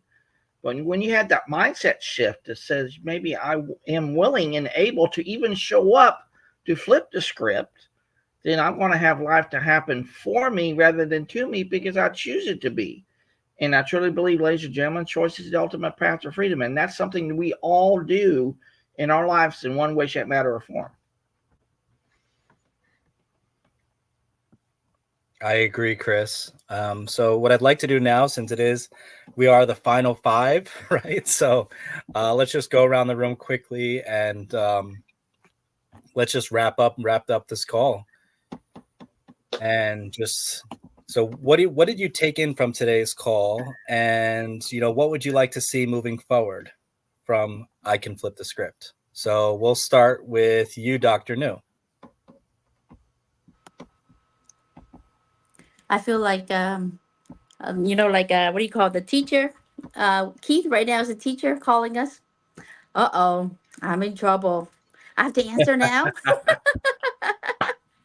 Ah, but thank you for having this wonderful room, Keith and Michelle, and then of course, I think what our lovely conversation, what's all about, is coming together and to know that you're not alone. All of us, doesn't matter what the social media look like, but we all have baggages and pain and tears and many moments that you feel, is it really worth continue on this journey? And it has been, a lot of time you feel like you do so much, but am I you really making impact, right? Sometimes you question that.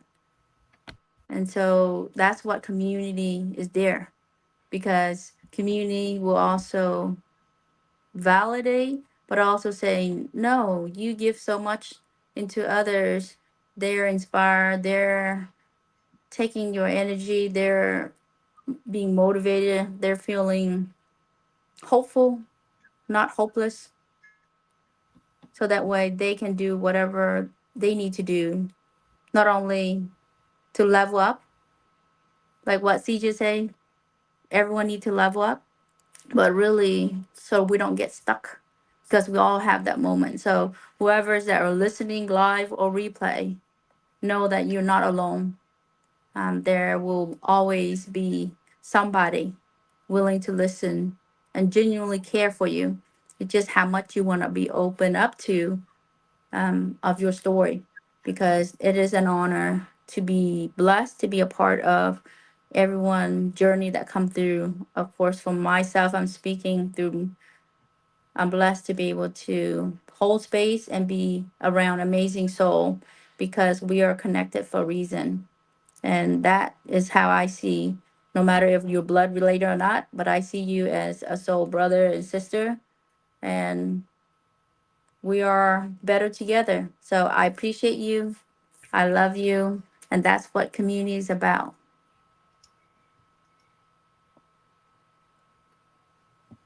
Thank you so much, Dr. No. We I tried to appreciate do you. the thing, Keith, but And Restream or something's not giving oh, me. no, Like, I because don't even I'm know on what my I'm phone, doing. but nothing's Hello. coming up. Nothing coming up, I don't Michelle. know what's happening. Hello, help me. Like, I think I in don't have. others, Zoom it did you, but this one it doesn't. I don't Nothing. know, man. Dr. CJ is the boss. That's why we need to get some lessons from her. She gets all these different things happening. I think there's So we'll some see. Yeah, the tool. AI camera. Oh, because I'm on my mobile phone, because I was Yeah, driving. I need to plug all my stuff in. I don't even know what I'm doing. I was too lazy. I was just like trying to just run back after trying to grab my food. All right, so let's thank you so much, Dr. New. So we'll go back to Mr. Chris first, and then we'll go to Teresa, and we'll go to Michelle. So Chris, if you could tell us more about your feelings about today's show and what you'd like to see happen in the future. Well, Keith, thank you so much, sir. And again, kudos to you and Michelle and to everyone who showed up today. I truly learned a lot today, because one of my mottos is, if I can learn one new thing a day, I've had a productive day. The biggest takeaways that I can share with you all tonight is about being in a place of being. And here's why I say that. When you surround yourself with people who know what they know far better than you, maybe, and I even put it into the live stream earlier tonight about these three words: listen, learn, and lead. And of course, that comes from the great John C. Maxwell, because I truly believe we can all become better listeners, then we can all become better learners, and then we can all become better leaders, not only in our communities, but literally in our businesses too as well. And everything is truly interconnected to everything else. I've said that many times, and I truly believe in that. But when you get into a place of being, in a place of belonging, which I truly believe are also interconnected, then your community that you surround yourself with can be far more impactful when you just allow it to be there.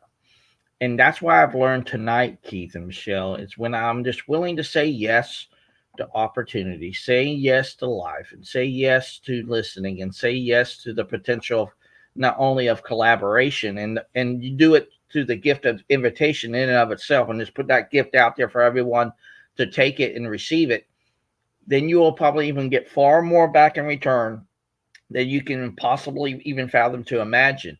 And I literally lead my life that way every day, because if I put things out to the world through the gift of invitation, it's not a matter of if they receive it, it's only a matter of when and how that shows up to them. And by just allowing that to occur and using it through the power of letting go, that creates a lot of peace and understanding and awareness of what happens with you and everything. And I truly, that's one of my big takeaways tonight, is kind of, like I said, be in that place of being and belonging and just taking everything in for what it is.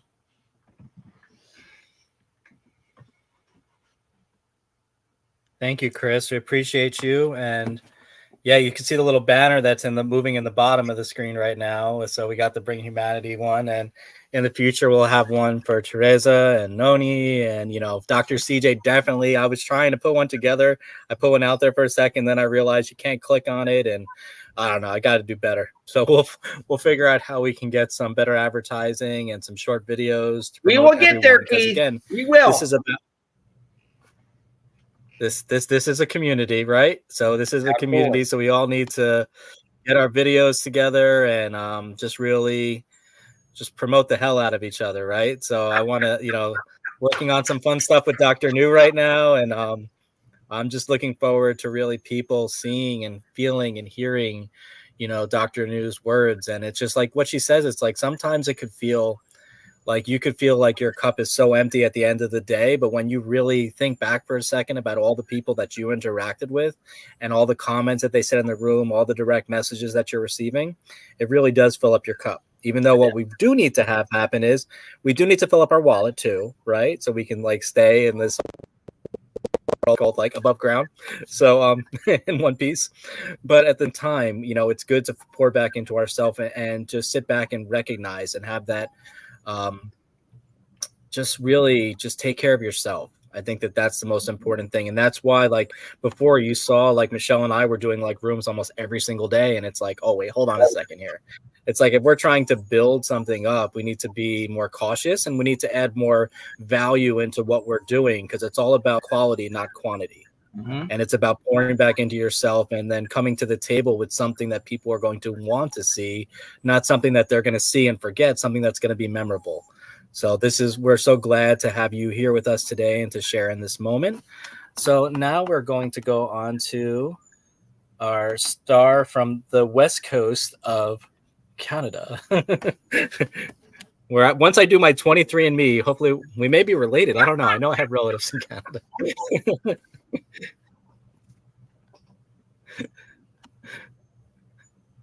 She's muted. But oh, Teresa, yes, you're on stage, and there we go. I sometimes forget to unmute myself because, and you never know. We may be related by Canadian in some way, somehow, but we're definitely part of the greater community. So you can be of course Canadian until you've done the 23andMe. How about that? Yes. I'm going to show up at the border listen, let me in. Exactly. This wine lady said, I'm an honorary Canadian. Come on. Yeah. Absolutely. Oh, so much. There have been, again, this community really shows flipping the script in terms of it works every time to go to the positive by way of strengthening ourselves and our community. Because look at what's come out of what you and Michelle have done, what you and Dr. New are doing, what Dr. Constance, what Chris you're doing. I not only, if I'm not working with all of you, then I will be. I know that because I have a saying, and it's not mine, but we vibe with our tribe.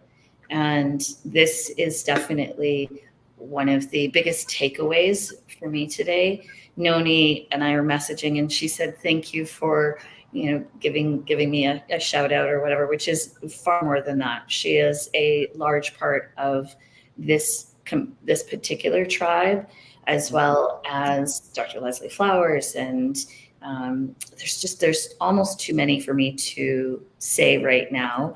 And in the interest of time, my big takeaways from this is we were able to have not only a constructive, but a really authentic conversation with not only valid points, but again, a structure that then, like you say, it starts with one banner. It starts with one or two voices, and we build and grow from each time without negating what this is today. I will say from a wine festival in Tofino, because Tofino is my second home away from home, or my second home. And the very first Tofino Wine Festival was done. I stood in the middle of botanical gardens with, nymphs and food and wine and all that. And I looked around and I took it all in, because I said, there is no other first. And I said, so I just embraced the moment, and I was like, so this is our first of many, and in some cases this is the first continuation from what people are doing. And I will say that actually is where Flip the Script can go, and what I'd love to see is this not only community develop, the positivity, the accountability by way of we bring ourselves, the best version of ourselves first, and then like a chain link that clicks on to one another, this is how we do it. Cheers, and thank you for including me. Thank you for letting my voice be not only spoken. I'm honored to be included with all these voices. Well, thank you. We appreciate having you here. And, you add such a wealth of knowledge. And I like that you're broadening our horizons, so the perspectives that we may have based upon your background and your skill set. And that's the most important thing, is that diversity. And so many people, they're really afraid of it. They need to have everyone that's just like them, so they can have that group think, and they can hide behind their walls, and they know exactly what everyone is going to say, so they can make them feel empowered and bigger than they really are. But I love it that we all come together, and this is Flip the Script, but this is not scripted. There's nothing scripted about this one. Literally, there's not even an option for the order we're going to ask questions. No one knows anything. It's okay. But I like it like that. I mean, I like that that we're able to just make it happen and to be authentic and to just show up. So thank you for being here with us. And Michelle, would you like to add anything to that? We're all just trying to be like CJ right now. We can't do it. We're going to figure it out. We'll get it. We'll get there, Keith. Return to sender. No. Really, it's so it's I think that it would really more so be a call to action, and it's to make sure that you're being aware and acknowledging and nurturing of both communities. We have our communities here that, this platform, our engagements with our villages and our tribes and our support systems, and but also you remember the community that, even in my situation where it might not be so great, what can you do every single day to ensure that you are a positive contributing member of society? Nurture both communities, because they're both very real and they're both very separate. And it's really important. You can give so much, but you can't pour from that empty cup. And how even greater to know that you've nurtured this online community, but then you've nurtured this community that you live in. And then it's like having an even better garden to go get lost in, because you are putting what you need into both. I mean, it's kind of like how when our call started, and, you know, when I answered the question, for me, you know, with the community, it instantly goes to the in-person one. And then, you know, I had to remind myself, like, I am building and nurturing this online community as well. So really, like, I would say that my takeaway is that you know, I love these times because it's my reminder of what I'm building and nurturing with everybody that's so important to me. But it's also to just, you know, remind people that you got to keep nurturing your community if you want it to keep growing and producing the fruit that you're going to survive on. And with that, I'm going to give it to you to close out another amazing Flip the Script.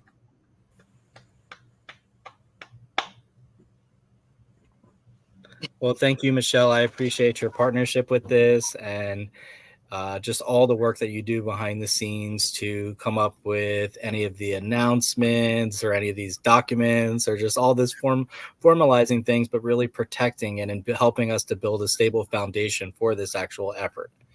And I think, you know, unfortunately, we had to get to this point, but the important thing is that we realized that there was a need, and we moved forward, and we took the action that we needed to do, not only protect us, but to protect our community from those bad actors that are out there.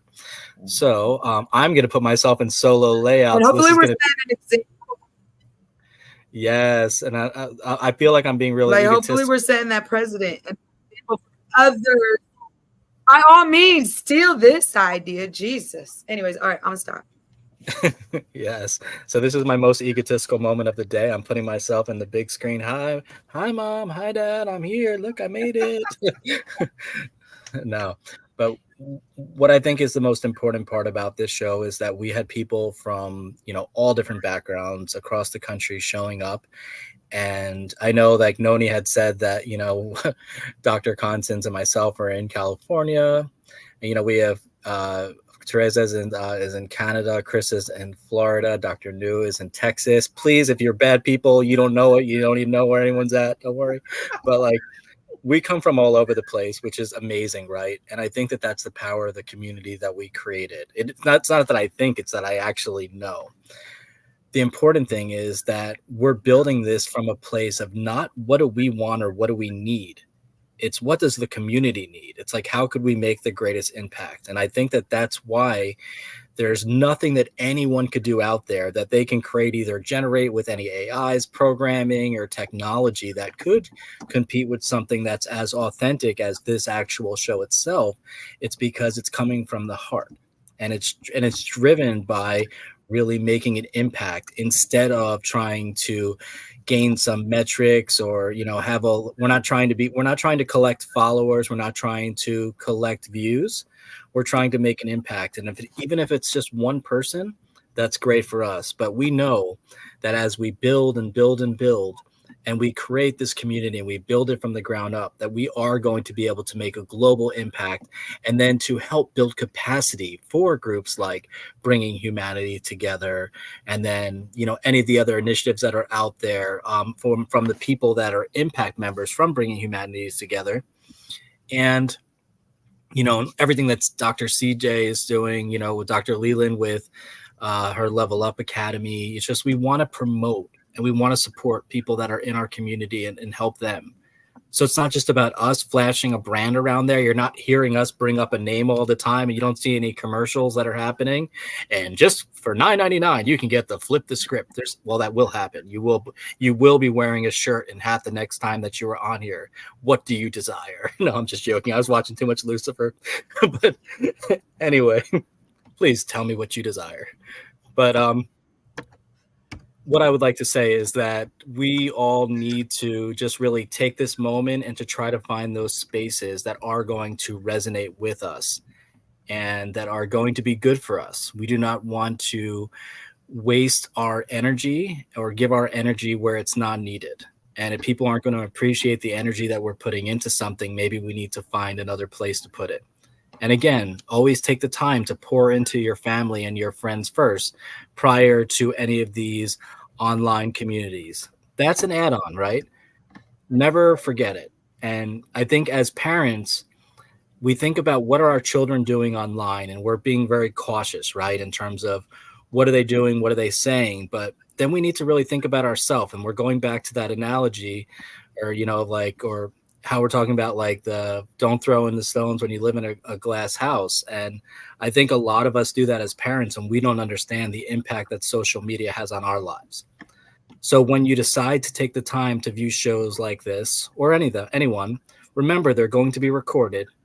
You can come back to it at a later date and time. And if you need to press pause and spend some time with your family, go do that. Just show up for the people that are there within this moment in your life, because you may not get that second chance. And that's what I'd like to close it out with. It's just, I know it's not the most positive thing, but it could be. But I think that it is important that we understand, when we're putting our energy and our time into showing up for a show online, whatever it may be based upon, that it does add some positive value to our life.